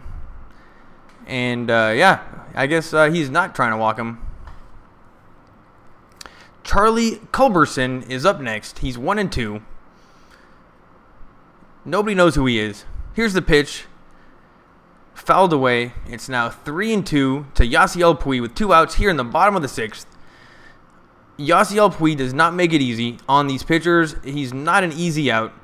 And guess what? He's probably going to walk again. Edwards gathers his strength. Gets the sign. He's all over the place, this batter. Here's the pitch. Swung on and fouled away. That was probably ball 4. Puig licks his bat. He does it instinctively. He doesn't even think about it. He just licks his bat.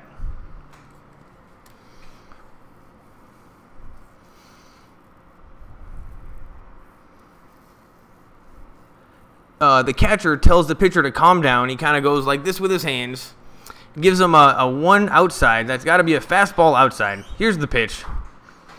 Fastball outside, and Puig fouls it away, not making it easy. Licks the bat again.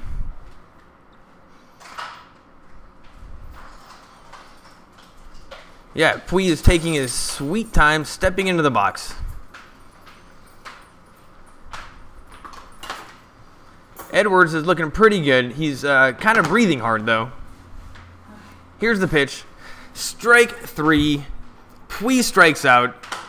That was definitely ball 4. What are you looking for? And it is the end of the 6th. We are going to the top of the 7th inning. It's a 1-1 game. That's Jackie Robinson. There's a statue of Jackie Robinson outside of Dodger Stadium. We are officially on commercial break. I'll be right back.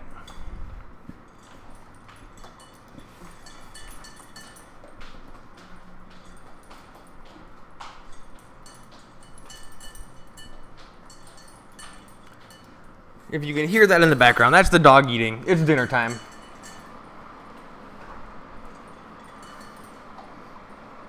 Still on commercial break. Let's go back to that Dodgers news.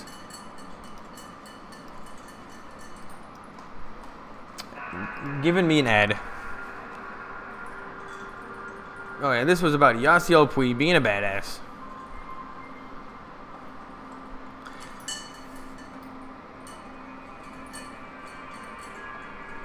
Let's see.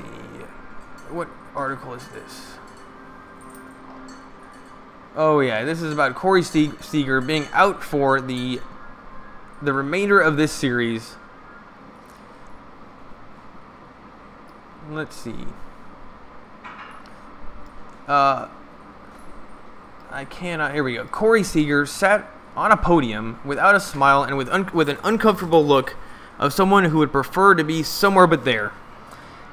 The National League Championship Series was about to start, and Seager had to discuss the injury that meant the series would go on without him. This sucks, he said. The Dodgers dropped Seager from the NLCS roster because what they said was a strained lower back, an injury that occurred on the slide last Monday in the final game of the division series. Seager finished the game, and he said because of adrenaline, but had an MRI examination and received an epidural injection the next day. So that doesn't sound very good, actually. You only get one back. We are still on commercial break.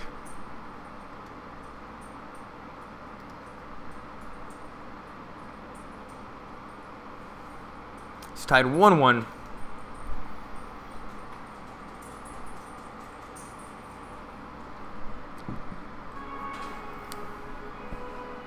The Dodgers are usually better at hitting. Jason Lester really definitely gave him some problems. Though they put people on base a few times, and they were able to score one. So You know, the Dodgers usually score better. All right, here we are, back to the live video feed. Actually, it's the top of the... You know what?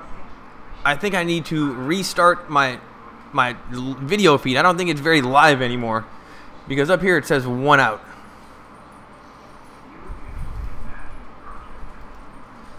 Let's see where we're at in the game. Yep, there's 1 out. Number 27 is up to bat. We are as up to date as we possibly can be. Addison Russell, he's 1 for 2 with a solo home run.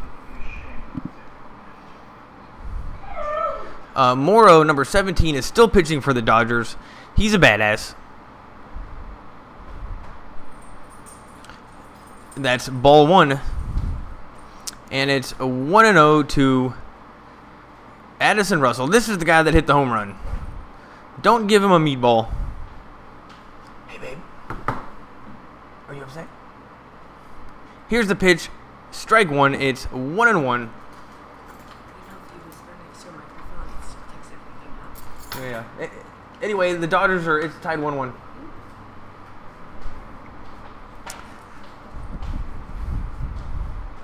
Here's the 1-1 pitch from Morrow. Did he go? Nope, he did not. It's 2-1. Morrow is definitely hitting his spots, though. Still has not been one pitch directly over the plate. Here's the 2-1 pitch. That's popped up and into the crowd. 97 miles an hour. They are showing the replay of his home run, and it was 358 feet with an exit velocity of 102 miles an hour, 25-degree launch angle. I don't really know what those numbers mean, but 350 does not seem that far. He definitely hit the ball hard, though. Here's the... He got lucky. Let's just put it that way. He got lucky.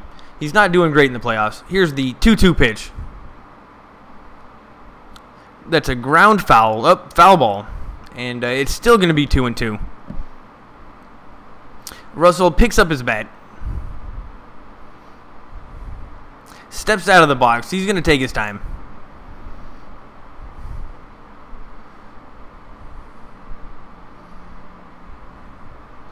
Here's Morrow. Huge curveball. Strike 3. Russell had no chance at that one. It almost curved into the dirt. It was almost like a change-up curveball. It was so slow and crazy that he swung way too early. And on TBS, we have the 7th inning stretch coming up at TBS Network if you want to find him on Twitter. But if you're watching on YouTube right now, you should probably be watching. But if you don't have access to a TV and can't find it, I'm the best you got. I'm sorry. I think that's Cingrani now warming up in the bullpen. I don't know, but this Morrow guy, let's just keep him in. And that's strike 1 to Jason Hayward. He's 0 for 2 on the night.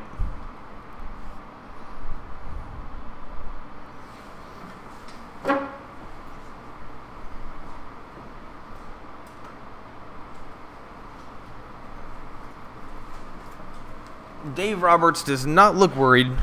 Just hanging out over the side of the bullpen. Here's the 0-1 pitch. Strike 2. Swung on. That ball was basically in the dirt. And, yeah, it's a quick 0-2. Yeah, that wasn't even close to the strike zone. But still got him swinging. 0-2 to Jason Hayward. And he has not been hitting very well in the playoffs at all.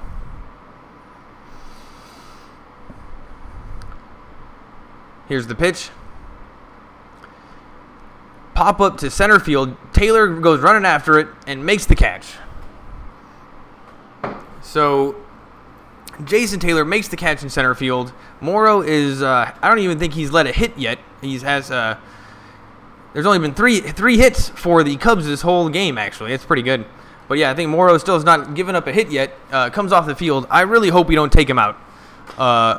Only maybe if we need to pinch run him or pinch hit him if there's a guy on base or there's other than that, let's just keep him in. I don't know. That's just my own. That's just what I'm thinking. We are on commercial break. And, yeah, back to Dodger news. He said Seager finished the game. It was the last one against the Nationals last Saturday. I think that was Monday. He hurt his back in that game, and they said, quote, "He has progressed, but not rapidly enough where we felt comfortable with the risk," said Andrew Friedman, the Dodgers president of baseball operations. So Andrew Friedman, I guess the guy that calls the shots on this one, or the media guy, says he's just not ready yet. Kind of came out of nowhere, but I guess nobody was really reading that he was hurt until it came down to saying that he was hurt. The Dodgers hope Seager can return for the World Series if they get there. In the meantime, their starting shortstop in Game 1 will be Charlie Culberson, a good fielder who spent most of the season in AAA and was not on the LDS roster. So Culberson is given an opportunity here to be a badass. Let's see what this guy is all about. He's got to be pretty excited about the opportunity. Cubs pitcher John Lester compared the impact of the Dodgers losing Seager to a premium offensive player at a critical defensive position to the Cubs losing Chris Bryant. Cubs pitcher Jason Lester compared the impact of the Dodgers losing Seager to the Cubs losing Chris Bryant. Bryant is the reigning NL Most Valuable Player. Seager is the reigning NL Rookie of the Year and All-Star in each of their 2 seasons, or each of their 2 full seasons. Oh goodness, I didn't realize Seager. It was only his 2nd year. That's pretty sweet. He's a great player. So yeah, is he a rookie? I don't know. How did the Dodgers have a really good team? Manager Dave Roberts said Friday he was, quote, very optimistic Seager would play Saturday. However, Seager said he knew Friday he could not play. Culberson said he was told Friday night that he would play. So he was maybe playing, not playing, who knows, and they made the decision not to play him. Seager said that he has not been able to run or swing since the injury, and that his role would be limited, trying not to be a distraction. You know what? If you're hurt, you're hurt. Just admit it. Probably best for the Dodgers. And when it comes to, Dave Roberts can figure it out. It would be great to have Seager, but we can do it without him. That's for sure. The numbers are there, and let's hope Dave Roberts can figure out the right formula. But so far, so good. He's very good at being a coach.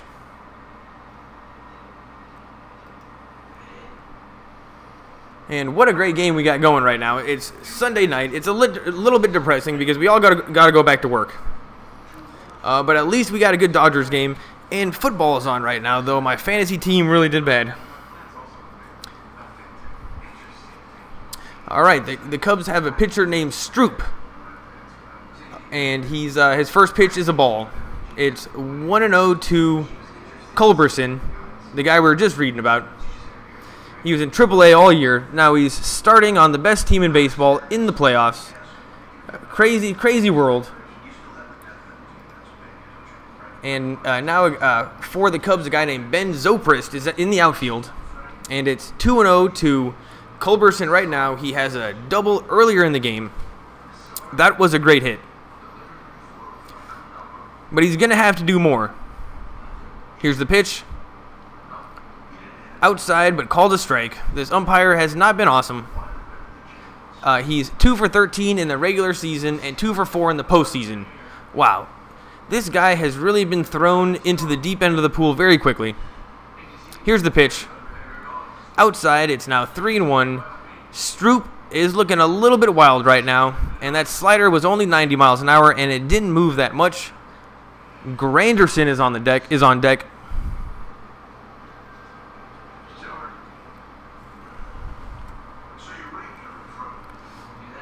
Here's the 3-1 pitch. Swung on and hit ground ball to the second baseman. The second baseman throws him out. And quick one out. Culberson is thrown out at first. Granderson is up next. Number 32, D. Densing, warms up in the bullpen for the Chicago Cubs.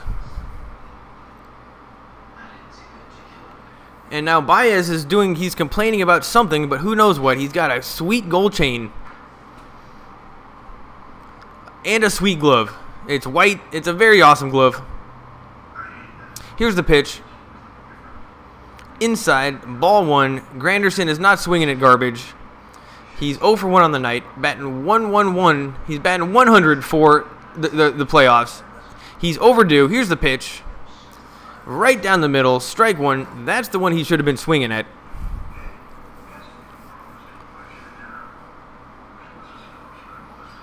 Strep has his hat kind of tweaked a little bit sideways. Granderson grounds one to the first baseman, and the first baseman takes it himself, tags the bag. Granderson is now out.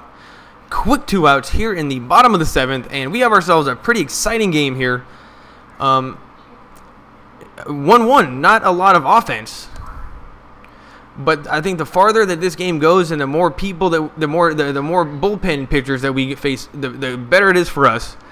The bullpens have been where we get our runs. We're good at hitting against average pitchers. Chris Taylor, he's 0 for 3 on the night, not having a great game. If there's any time to get a solo home run, this is it. He's definitely capable of it.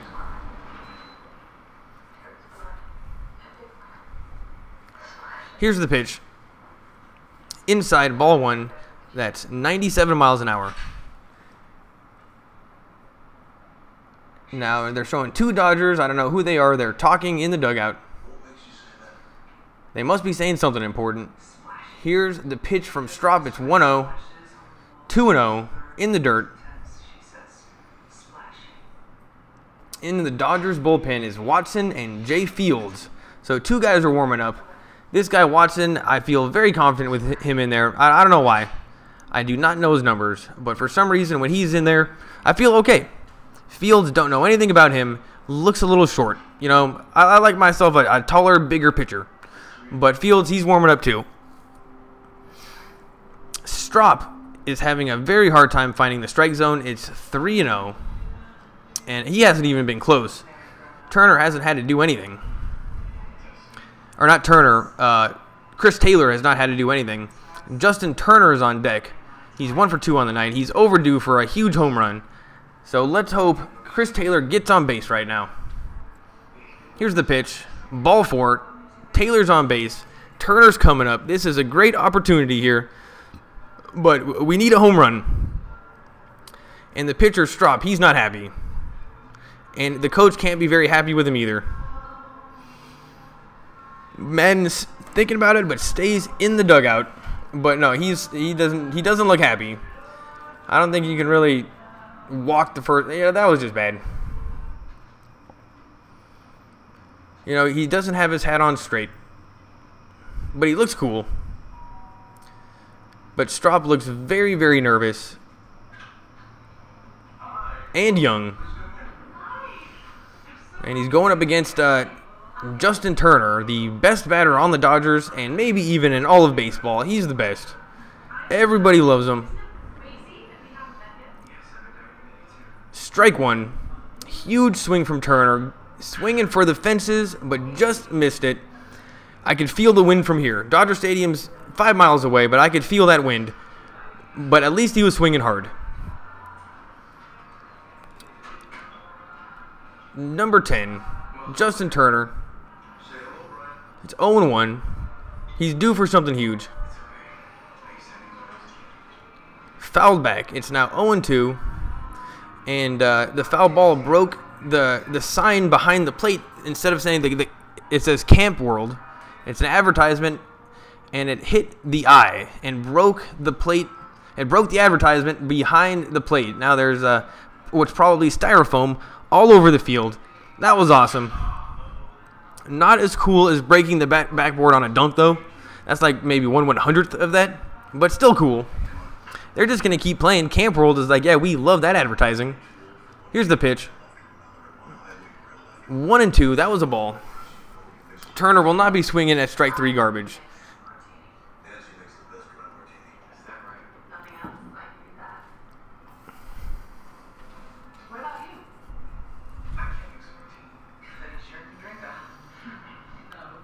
Taylor takes the lead. Here's the pitch. Ball 2. It's now 2-2 to Turner. I think I'm going to reset my video feed just so I know that it's always up to date. Here we go.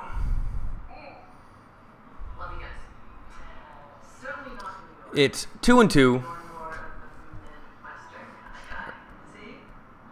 Oh, that ball is in the dirt. It's now 3-2 to Justin Turner. And not giving him a pitch to hit is probably a good idea. That last one was in the dirt. And didn't even bounce at the plate, way before the plate. Stroop, he seems to be a little bit all over the place. But he has 2 outs. Dodgers fans are going crazy, looking for my friend. Haven't seen him yet. Stroop's taking his time. Gets the sign. Here's the pitch. Fouled away. Still 3-2. Turner knew that could have been one to hit. Definitely not making it easy on Stroop at all. And you know what? Who's up next? Cody Bellinger. Can't sneeze at him. So no matter what, this could be rough for the. This is a tough situation for the pitcher. No matter what, either this pitch or the next batter. He wants the out right now. This should be a strike. Here's the pitch. Popped up by Turner. The center fielder gets underneath it. 3 outs. So Turner pops up. And that's going to be the end of the 7th inning. We're going to the top of the 8th. The score is tied 1-1. Outstanding game at Dodger Stadium. Going to commercial break. I will be right back. I'm taking a break.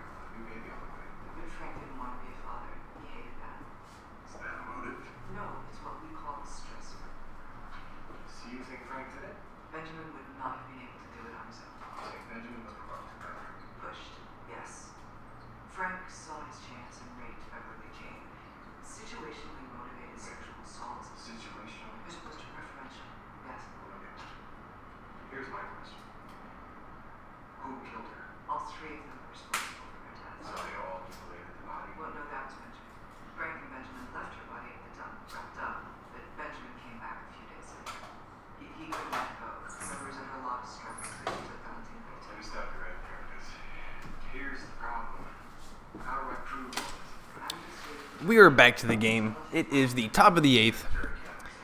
It's tied 1-1, the Dodgers versus the Cubs. Josh Fields is up to pitch. He's 5-0 with a 2.84 ERA. This guy's really good.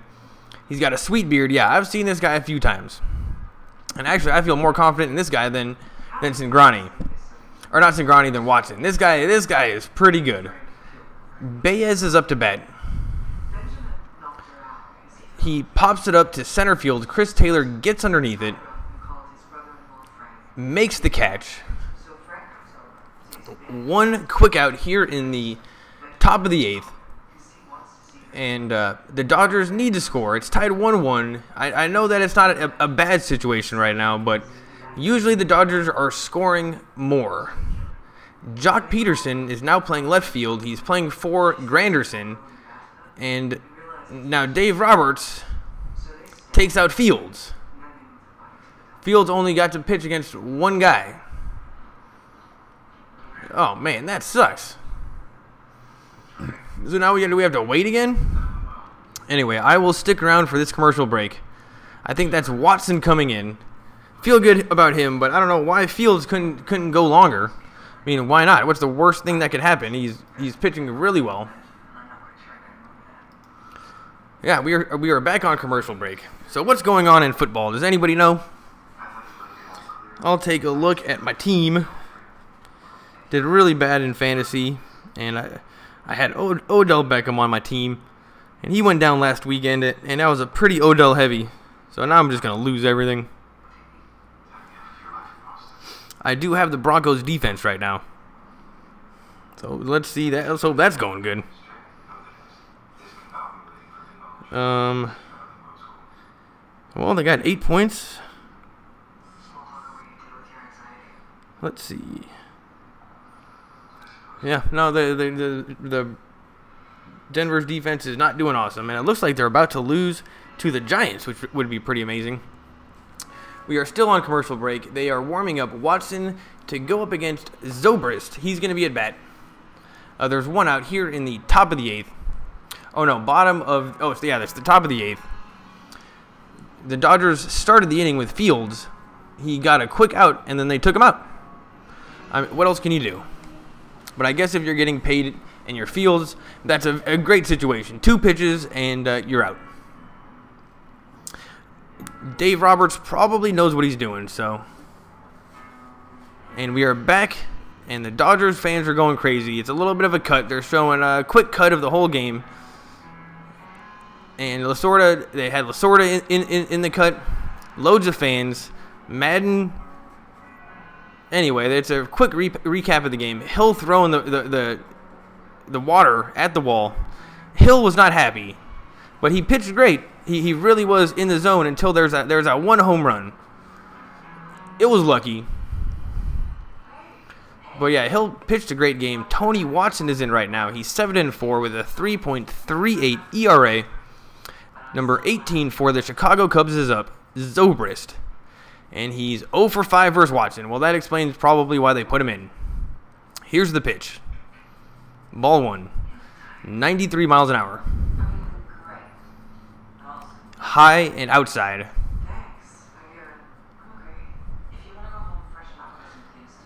Jansen is warming up, actually. Here's the pitch. Low and outside, but called a strike. It's now 1-1. The umpire wasn't even close. That thing was way outside. The computer even says it's way outside. And this umpire really needs to be fired. He can't call balls and strikes. Here's the 1-1 pitch. Fouled away. It's going to be 1-2. I don't know. Fields was looking pretty good.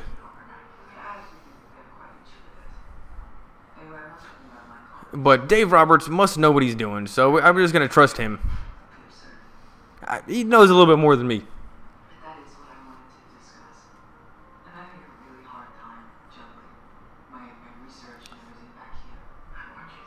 That one's fouled away, so it's still 1-2. Now, Zobrist is not scared of swinging. That is for sure. He's swinging hard, and he's going for it. I don't think he's really let anything go by so far.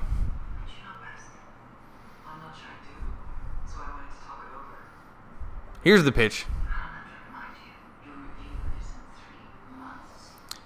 Hit to right field. Puig gets underneath it. Makes the catch. 2 outs here in the top of the 8th. And let's just leave this guy in there. There's an advertisement for Injustice 2. It begins October 27th on TBS at 10 p.m. Oh, it's E-League. That's video games on TV. Isn't that the best thing you've ever heard of in your whole life? When I was a kid and they would have said, yeah, there's going to be video games on TV, I wouldn't have believed you. And it's happened. I mean, just like a month ago, I watched the whole Street Fighter tournament on TBS, actually. Way to go, TBS. Here's the pitch. Grounder to the second baseman, and Jay is thrown out at first. Quick three outs, and we are going to the bottom of the 8th. This has been a pretty quick game, actually. And going to commercial break.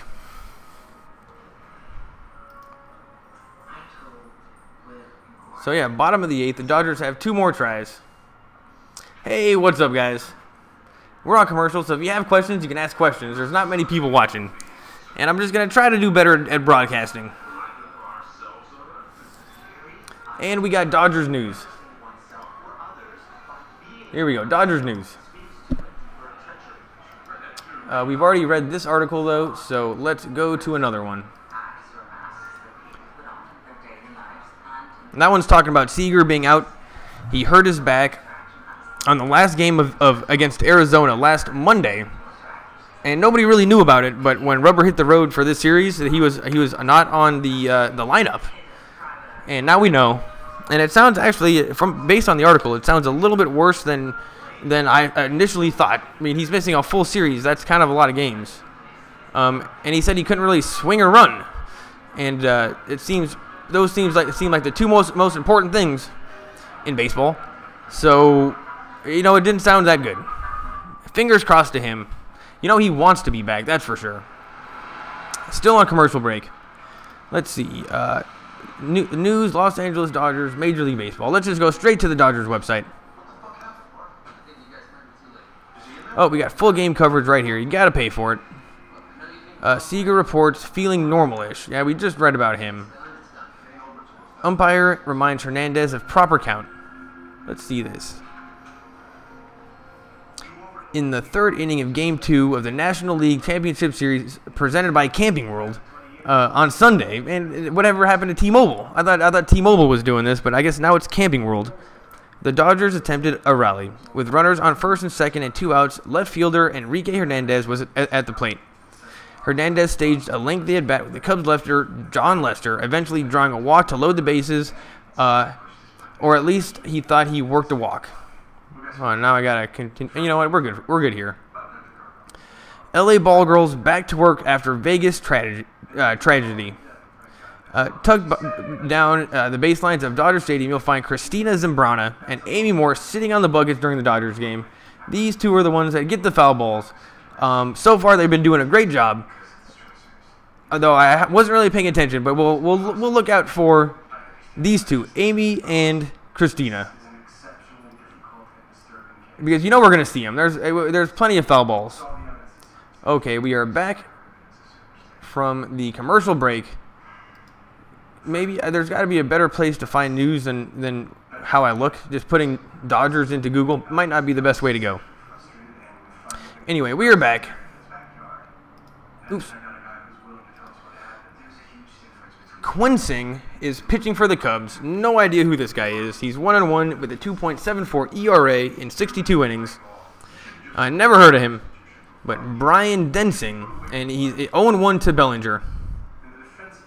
And now it's going to be 1-1 to Bellinger. That first pitch was way inside, actually. The computer said it was inside. But the umpire called it a strike. This umpire is screwing the Dodgers. Anyway, it's 1-1 to Bellinger. Here's the pitch. Strike 2. That one was actually over the plate, so good job, umpire. In the bullpen, H. Rondon is warming up for the Cubs. He's looking pretty confident. 1-2 to Bellinger. That's high. 2-2. High fastball got away from him. Bellinger loves swinging at those, but was somehow able to lay off right now. And it's 2-2. Here's the pitch. And my internet got slow. It's now 3-2. I am going to restart the video. But it's 3-2 to Bellinger.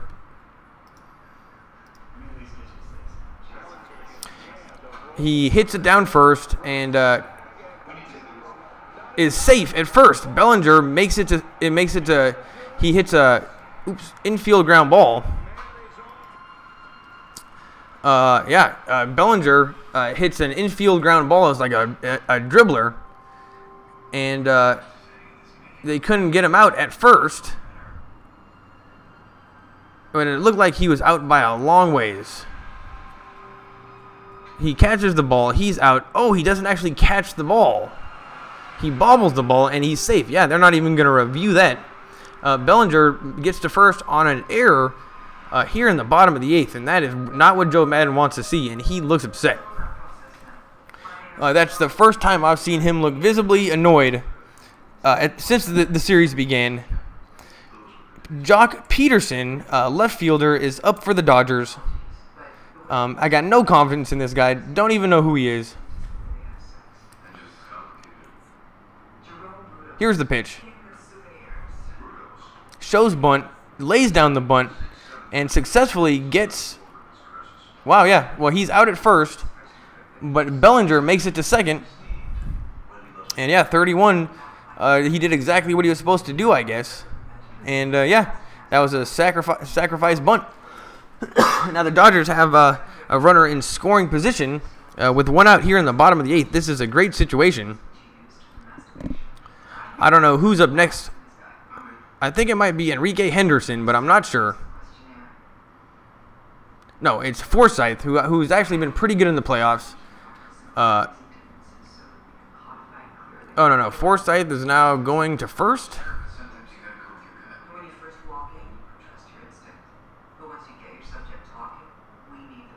Oh, they walked him on purpose, but they don't actually waste the time and walk him. They just let him go. Yeah, so they walked Forsythe. That's probably a good idea. Let's hope Hui is up next, though I don't think he is. Nope, it's Austin Barnes. He has not been having a good game, but he is batting .328 here in the playoffs. Great situation for him. 2 men on, only 1 out here in the bottom of the 8th. This is an opportunity to break the game wide open. The Dodgers are overdue for some hitting.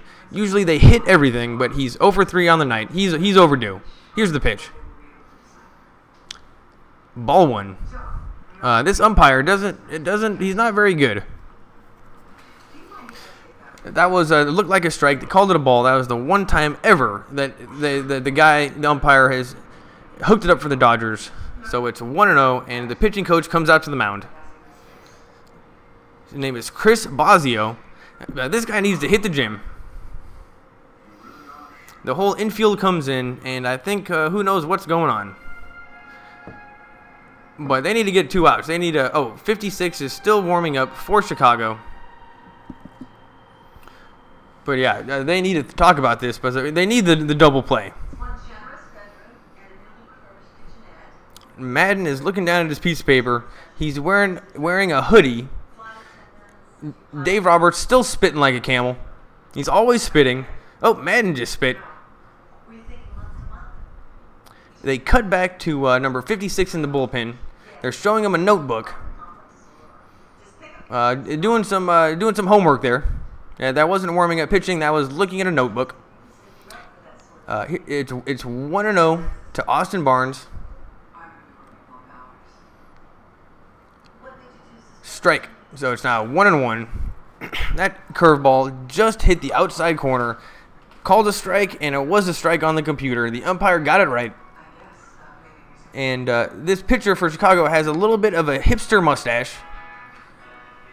And let's see what he can do here. He's a lefty. Here's the 1-1 pitch. And that's going to be a double play. And the Dodgers are out of that inning just like that. Wow, that's annoying. And that's exactly what the Cubs wanted to do. And Austin Barnes has not been having a good game. And we are going to the top of the 9th. and I'll just stick around. So yeah, this has been a pretty good game. Let's see. Let's go back to this.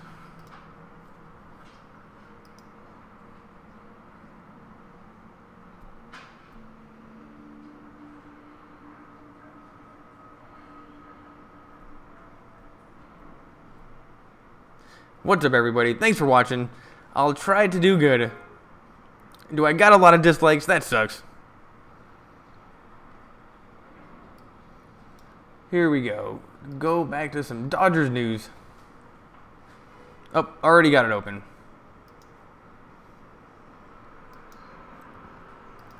Dodgers top Cubs of Game 1. That's a little bit old. Let's click on this. Live update. Dodgers news on Twitter.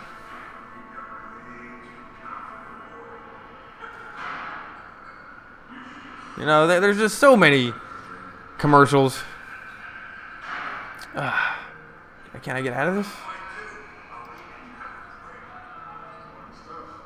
Let's see. If the Dodgers don't win this time, I think I'm going to kill myself. Tommy Lasorda wants championship for his 90th birthday. He's got to be turning 90.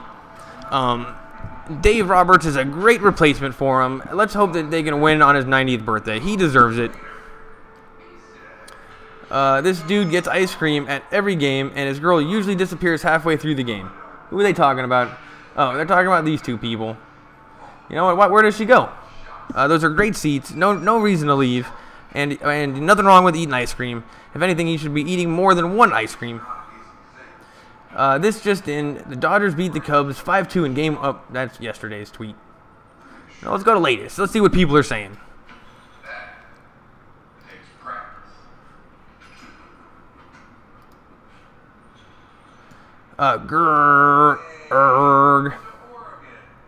Let's do this. Oh, that's a pretty. Let's see. It says, "Let's do this." The Cubs are looking to even the series against the Dodgers. This is a little bit old. We got to go to latest. Here we go. Not a lot of tweeting going down for this game. The Broncos are playing. The Broncos are using Cap Weiler the rest of the way. The Dodgers are retired in order at the bottom of the 6th. Not exciting Dodger tweets. Not exciting. Okay, we are back to the game on TBS. If you're by a TV, go to the TV. If I'm all you got, thanks for being here. It's a great game. Here in the 9th inning, Jansen is coming in, so got to feel good about that. How many innings can he pitch if this goes into extra innings? I don't know. We should just leave him in there like the whole time. He should probably start at some point. But here's the pitch. Strike one, threw it right by him. You know what? I just feel so confident with Jansen in there. You don't even have to worry. All right, so we'll get back to the tweets. We'll get back to Dodger tweets. Okay, so it's 0-1. Jansen hit the top half. He hit the top of the strike zone. Great pitch. Bryant is up to bat. Here's the pitch. Fouled away. 0-2 right off the bat. And Jansen looking like he's in the zone. Rizzo is on deck. He's 0 for 3 on the night. Close up on Jansen. He is so huge. And I'm pretty sure if the Dodgers got into a battle royale free-for-all, Jansen would win. He's the toughest guy on the team. He would crush everybody. Him and Pui would definitely be able to take the rest of the team. But yeah, Jansen's the toughest. And I just feel so great with him. I'm glad we have him. If he wants more money, give him more money. It's 0-2. Bryant, he doesn't know what to do. He's looking pretty goofy in there right now. Jansen gets the sign. And here's the 0-2 pitch. Barnes sets up inside. High and inside. Bryant probably should have stepped into that one to get on base. That was some definite chin music. But that's where Barnes lined up, actually. High and inside. That would scare the crap. I would not be able to sleep for a week if somebody threw a baseball by me that hard. That was definite chin music. Here's the 1-2 pitch. Strike 3. Swing and a miss. He wasn't even close. Easy strikeout. Jansen is in the zone. You can just tell. The Cubs have no chance. The ball was in the catcher's glove by the time the bat went by. That was some kind of a fastball that was moving all over the place. He's got a 1.32 ERA in 68 innings, and he's got 109 strikeouts to 7 walks, and only 5 home runs allowed. Those numbers are so amazing. I didn't even realize they were that good. He's going up against Rizzo. Here's the pitch, high and inside, and he hits him in the arm. So Rizzo's going to go to first base. He's grabbing his arm. So, you know what, Jansen is throwing high and inside tonight, and it burned him that time. But back to Jansen, those numbers, he's only got a 1.3 ERA over 68 innings, only 5 home runs, and here's a slow motion, and yep, it hits him right in the back of the hand. Get out of the way, buddy. Get out of the way. Number 44 might have taken one for the team there. And Barnes even takes it off the head also because it ricocheted. So with 1 out here in the top of the 9th, Anthony Rizzo is on first base. And 24th hit. He's been hit this season 24 times, the most in the majors. You know what? Get out of the way, buddy. You can just tell that he didn't even try. So that must be his thing. He's got the most hit by pitches in the league. Jansen, you're playing with fire, pitching inside against that guy. That was a poor decision. And Contreras is up right now. He's 0 for 3 on the night. Strike 1. High fastball. Contreras wasn't even close. And now they're showing a close-up of somebody's hand. I don't know why. Oh, that's where the ball hit him. It looked normal. He takes his lead. Jansen gets the sign, throws back to first. Bellinger is a great first baseman. They never get by him.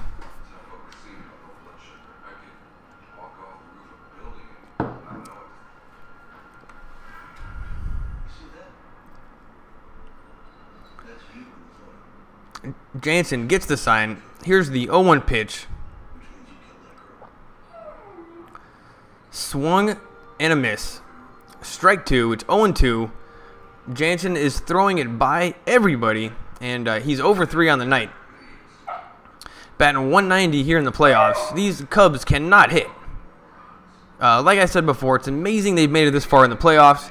That's what makes me a little bit worried. If they do start hitting, then we might be in for some trouble, because they are due. Here's the 0-2 pitch. Barnes was setting up low and outside, but Jansen throws it back to first. Gets the base runner a little closer to the base. Still 0-2. Contreras is very short. Must be a very small strike zone. And I think Jansen, I think he shook off a sign there. Yep, throws it back to first. The guy they just walked must be taking big leads, and the Cubs are warming up number 41 and number 71, Jay Lackey and W. Davis. You know, these guys look exactly the same. Here's the 0-2 pitch from Jansen. Strike 3. Contreras had no chance. High fastball. These guys cannot lay off the high fastball. And if you have a guy that's going to throw it by you, you know, you got to swing earlier. That wasn't even close to being in the strike zone. Well, how can they not lay? That thing must be rising or something, because that wasn't even close to the strike zone, really. But the guy was still swinging. I think that was a rising 95 mile-an-hour fastball. Albert Almora Jr. is up right now. He's only got 1 at-bat against Jansen, and then he struck out, so he's 0 for 1 versus Jansen lifetime. He's 0 for 3 on the night. Jansen throws back to first. You know what? I don't like this 44 on the Cubs. He's annoying me. So it's Almora that's got a gold chain also. So I think it's Baez and Almora with the gold chains. Here's the first pitch to Almora. High fastball, strike one. It was a swing and a miss. And it's 0-1. Jansen can do whatever he wants. They got a close-up on the Dodgers catcher. What sign is he going to give him? Maybe a 1 high. That's a 1 high. Yep. It was like, yep, that's exactly what that was. Strike 2. High fastball. Outside corner. High outside corner. Maybe threw it away from him a little bit. Oh, Dodgers fans are getting hyped. Wow. Everybody's got towels. Cubs fans are in there, but everyone's wearing blue, so you can't really tell. So it looks nothing but blue. Jansen throws back to first. This guy, Rizzo, is being very annoying at first. 2 outs. This is like easy for Jansen all day.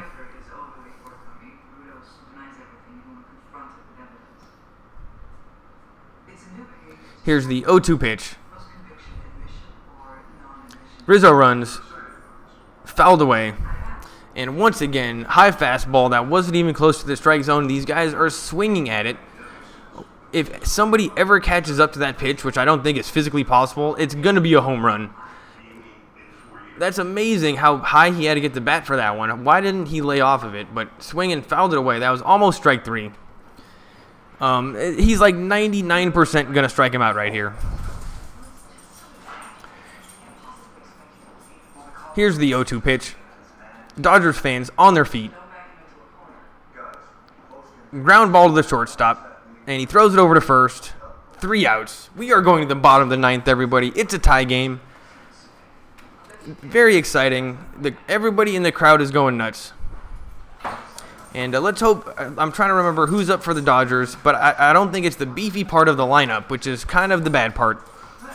And I don't know who's going to be pitching for. The Cubs. We got Duensing against Pui. You know, Pui can easily hit a home run, so that would be great. And yeah, we are on commercial break. Thanks for being with me. What's up, everybody? Got way more people here than before. I can't show the game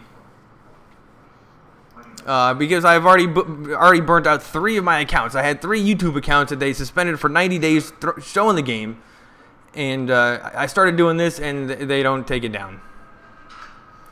So, you know, I'm sorry you got to be here, but if you can't watch it on TV, you know what, I'll try to do better.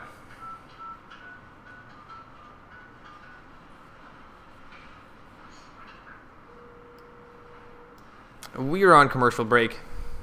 It's going to be the bottom of the 9th. Great game. You know, the Dodgers usually hit a lot better than they have been, but it's been a great game. It's 1-1. Very exciting. Pui's coming up to bat. And yesterday, it seemed like the Dodgers were pretty slow at the beginning of the game. The first 3 innings, they looked a little bit rusty, and maybe the long wait between games hurt them. But after 3 innings, they got back in the groove, and they were hitting like the Dodgers normally hit. This game, they never got into a hitting groove at all. Part of the issue was Jason Lester. He's a really good pitcher, and despite getting himself into getting people on base a few times, nobody ever came home. But then he gave up a home run. Oh, no, it wasn't a home run, but then he gave up a run, and there's really nothing he could do about that one. We're back from commercial break. This National League Series is sponsored by Camping World. And, yeah, it's 1-1. Not a lot of hits. Dodgers have 4 hits, and the Cubs have 3 hits. In the bottom of the 9th. Maybe we'll get some overtime. That'd be sweet. And football is still on. So let's see if Broncos defense is doing anything, because my fantasy team is sucking. Pui is up to bat. Okay. Man, the Broncos defense is not looking that great. Man, that was my last hope. All right. Pui steps up to bat. He's been so much fun. The internet was saying, and the article was saying that some people don't like him, but I don't see how you cannot like Puig. It's loads of fun. Here's the pitch. Ball 1 in the dirt. His on-base percentage has been great. 10 Dodger walk-offs by 9 players. I don't know what this graphic is telling me. 10 walk-offs by 9 players. So I guess the Dodgers have a lot of walk-off home runs. Here's the pitch outside, so it's quick 2-0 to Puig. And he walks all the time. He's a very difficult out. So if he can get on base with a walk, that would be the best possible thing he could do besides getting a double. Let's make this guy pitch. Here's the 2-0 pitch. Low and outside, and Puig dances. And that's a quick 3-0. That's not what the Cubs fans want to see. Puig is not going to swing at anything stupid right now. And this guy, Densing looks like he's having control problems. This does not look good for him. Here's the 3-0 pitch. High, ball 4. And it looked almost as if Densing didn't want any part of Puig, but those were just 4 wild pitches. And that was a quick walk. And Madden has got to be pretty upset about that. Who's coming up for the Dodgers? I think it might be Barnes. And Barnes is capable of hitting home runs. Jay Lackey is warming up for Chicago, number 41. And yeah, this guy on the Cubs has a bit of the pitcher. He's got a bit of a hipster mustache thing going. Densing. Culberson shows bunt. And he throws it to first. Puig might be taking a big lead. Yeah, Culberson's filling in for Seager. If he wants to bunt it, that would be great. Just bunt it. He's 1 for 3 on the night. He did have a double, but I have no confidence in this guy. Don't know who he is. He comes from AAA baseball. He's starting for the Dodgers. Just good bunt. Oh, and it was a perfect sacrifice bunt. Puig gets over to second, and he's out at first. So, awesome. Uh-oh. Puig is taking a long time to stand up. I think he hurt himself sliding into the bag. Uh-oh. He's taking forever to stand up. He called timeout. Now he's walking it off. Sweet hair. Now they have it in slow motion. He's definitely, he's sliding. That was a crazy slide. And yeah, I don't know what happened. But it looked like a perfectly good slide. Maybe he hurt his wrist. But he's back up on his feet. And he hurt something, that is for sure. Kyle Farmer is up right now. He's 0 for 2 in the postseason. Here's the pitch. Strike 1 on the bottom half of the bottom part of the strike zone. Pretty crazy curveball. Don't know who this Farmer guy is. But yeah, the pitcher for the Cubs definitely has a hipster mustache, and he's got himself into a bit of a jam here in the bottom of the 9th. The Dodgers could end this right now. Here's the pitch. In the dirt. It's 1-1. Farmer is definitely not going to swing at anything bad. And yeah, Densing, looking like he has control problems. Oh, in 2017, he's batting .385 pinch hitting. He's 5 for 13. All right, so this guy is an outstanding pinch hitter. I wouldn't put it by anybody. The Dodgers are so stacked. But he's an outstanding pinch hitter. And here's the 1-1 pitch. Puig takes a big lead. Swung on, strike 2. And yeah, that was a big swing and a miss. Way outside. I don't know what he was doing there. That was a pretty good curveball, but it just didn't curve as much as the guy thought. And it stayed way outside. So Densing is looking like he's forced to throw curveballs for strikes, which is not a long-term strategy. His fastballs are all over the plate. Here's the 1-2 pitch. Puig takes another big lead. Here's the pitch. In the dirt. Ball 2. It's 2-2. Farmer is doing his job. He's doing a bit of the Nomar Garciaparra thing with his gloves and his wrists, doing it over and over again. Definitely an OCD tendency. But Farmer, you can do whatever you want to do right now. Here's the 2-2 pitch. Ball 3. So full count to Farmer. a successful pinch hit, if you ask me. And number 3, Chris Taylor is up next. So no matter what, we're going to get to the top of the order. This is a great situation for the Dodgers. And, yeah, even if they walk him, that's not the worst thing in the world, because then they can get the double play. Here's the 3-2 pitch to Farmer. Strike 3. And, yeah, now we got 2 outs. That was a great pitch. Farmer, man, that was probably ball 4. Farmer, you know, he definitely went for it. Now he's pissed. He's not happy with that swing. And Madden walks out to the mound. What was Farmer? That probably would have been called a strike. This umpire has been screwing the Dodgers from day one, right from the first pitch. And it looks like they're going to take out the hipster and bring in Jay Lackey, but not totally sure yet.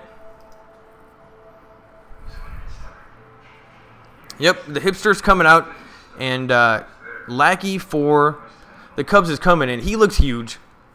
Definitely needs to hit the gym, has a bit of a beer belly, and we are officially on commercial break. So yeah, this is the last commercial break. They're going to milk this for as much as possible. I need to be right back.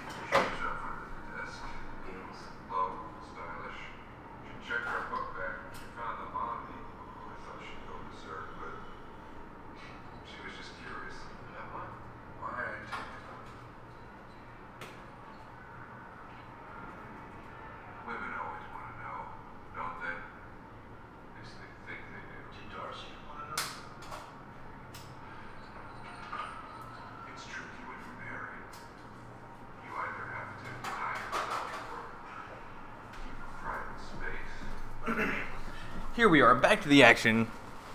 John Lackey throws a strike.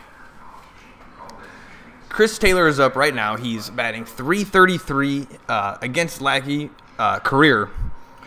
And just to remind you, the Dodgers have Pui on second here in the bottom of the ninth. 2 outs. Taylor can end the game right now. He's 0 for 3 on the night, though.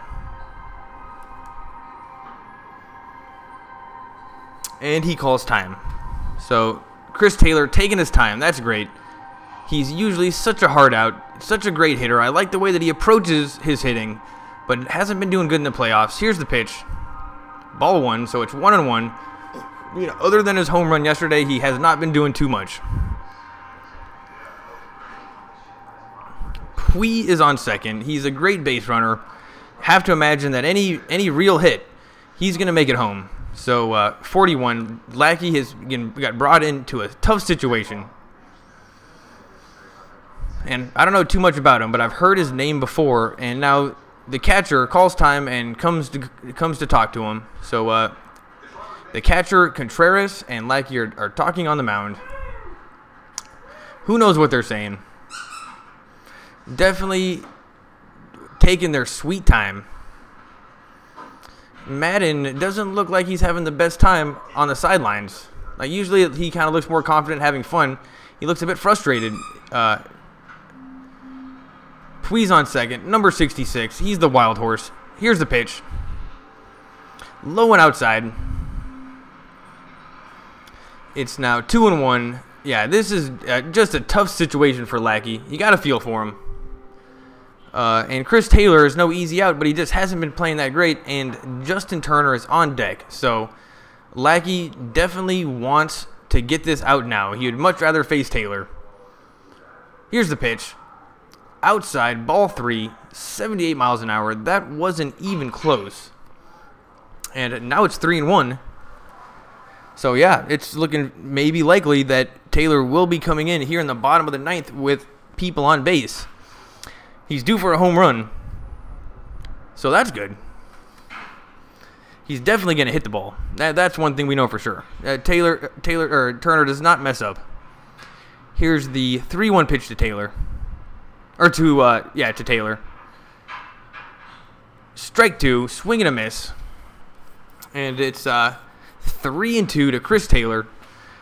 Pui is just all over the base path. He's taking huge leads. He's running back. He's basically trolling the pitcher. And it seems to be kind of annoying. It's annoying somebody, that's for sure. His jersey is very dirty. And yeah, Lackey's pitches so far against Taylor have been all over the place. 2 in the strike zone. But yeah, low and outside is where he's missing. So this one, if you expect it to be anywhere, maybe low and outside. Here's the 3-2 pitch to Chris Taylor. Man, Lackey doesn't like any of the signs and steps off. He did like 3 no's in a row and then stepped off the mound. Madden looks confused.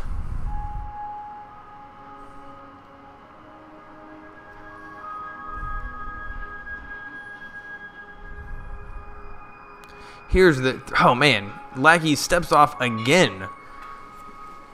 He doesn't look too confident, I guess. But it's 3-2. Tough situation for him to get brought into. Dave Roberts is... he's just sitting there in the dugout. So, yeah, here we go. Resetting the situation. Full count to Chris Taylor. 2 outs here in the bottom of the ninth. Pui on second. And... again, Lackey shakes off all the signs, and the catcher comes out. There is maybe some possible confusion or miscommunication happening between the catcher and the pitcher, or maybe they're just trying to get everything figured out. Yeah, they're taking their sweet time, and could you really blame them? They could easily go down 0-2 here. Turner must be so excited. But first, we have to... let's just hope Chris Taylor hits a home run. Here's the 3-2 pitch. Ball 4. Turner is coming up, everybody. What else could you ask for? It's a Cinderella story, but not really. But Turner is coming up here in the bottom of the ninth. 2 outs, men on base. You could not dream for a better situation in terms of just the Dodgers winning and also just fun. He's 5 for 7 with runs in scoring position and 12 for 17 in his postseason career. He hits the ball with people on base in the playoffs. That's what he does. It's all he does. He's definitely the Terminator of the Dodgers. But he did go a little bit cold for a little while, but he is amazing. Definitely our best hitter. We got to give him more money. Here's the pitch. Way outside. And, yeah, John Lackey is having control problems, which is probably the best thing the Dodgers could hope for right now. That thing was way outside in the dirt. That curveball wasn't even close to the strike zone. Or maybe that was a slider.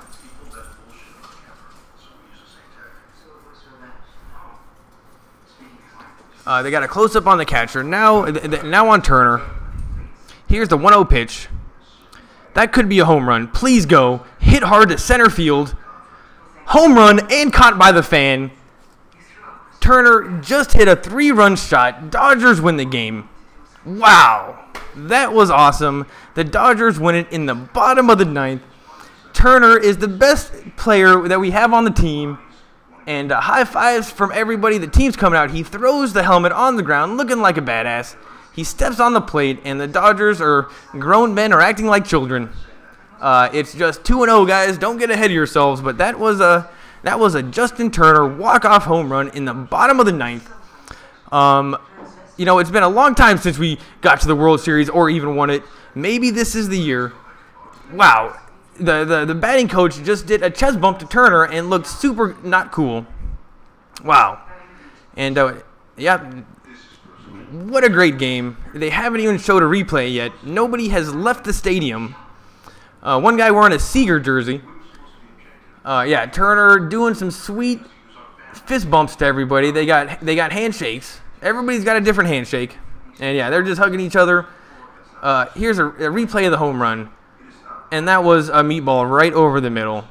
Wow, Turner is so great. And yeah, he knew it immediately. Yep, that's the game, everybody. No, the Dodgers won. They go up 2-0. And yeah, great. Look at him. Look at him. They got slow motion on Turner. They got to put him in Game of Thrones when his baseball career is over.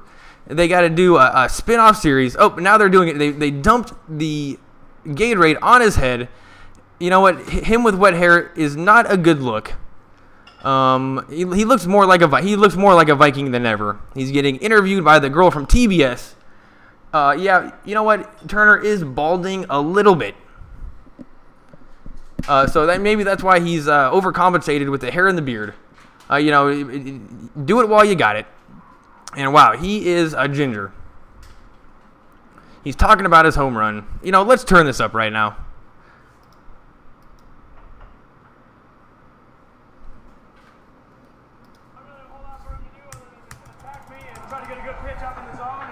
Here's a Turner at the end of the game. Driving in Culberson, now 2 games in a row this team trailed.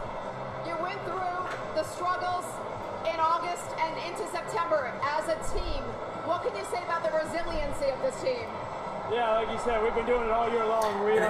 What they do. Never out of a game. As long as we have outs left, we're going to keep fighting. And again, Rich Hill, outstanding job tonight. Bullpen comes in, keeps throwing up zeros, and gives us a chance, puts us in a position to win a game.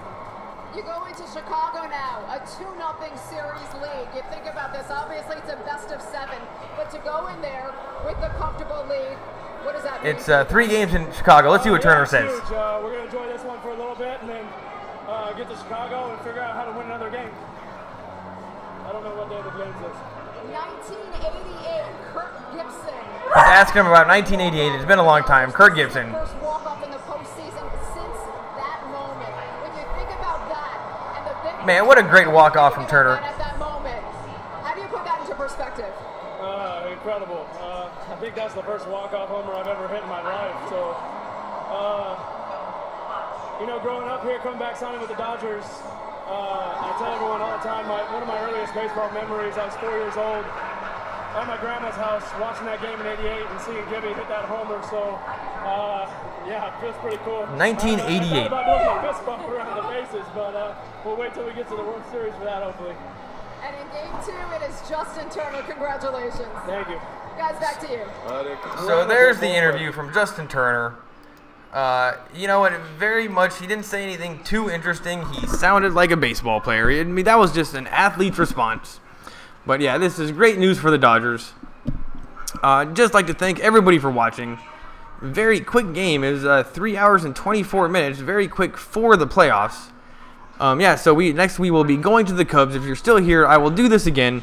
Hopefully you will be in front of the TV so you can watch it. But if not, make sure you come back for YouTube. Thanks for watching. Yeah.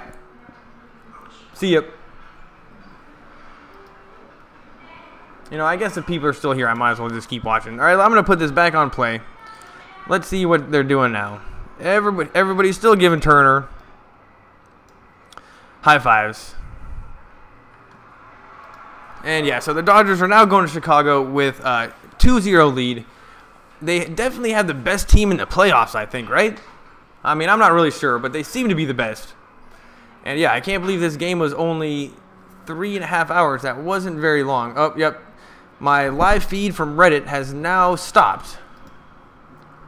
So, let's see if I can reopen that again.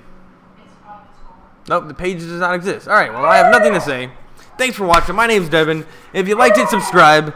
I'll see you the next game, which is tomorrow. Or no, I don't think it's tomorrow. But yeah. Goodbye, everybody.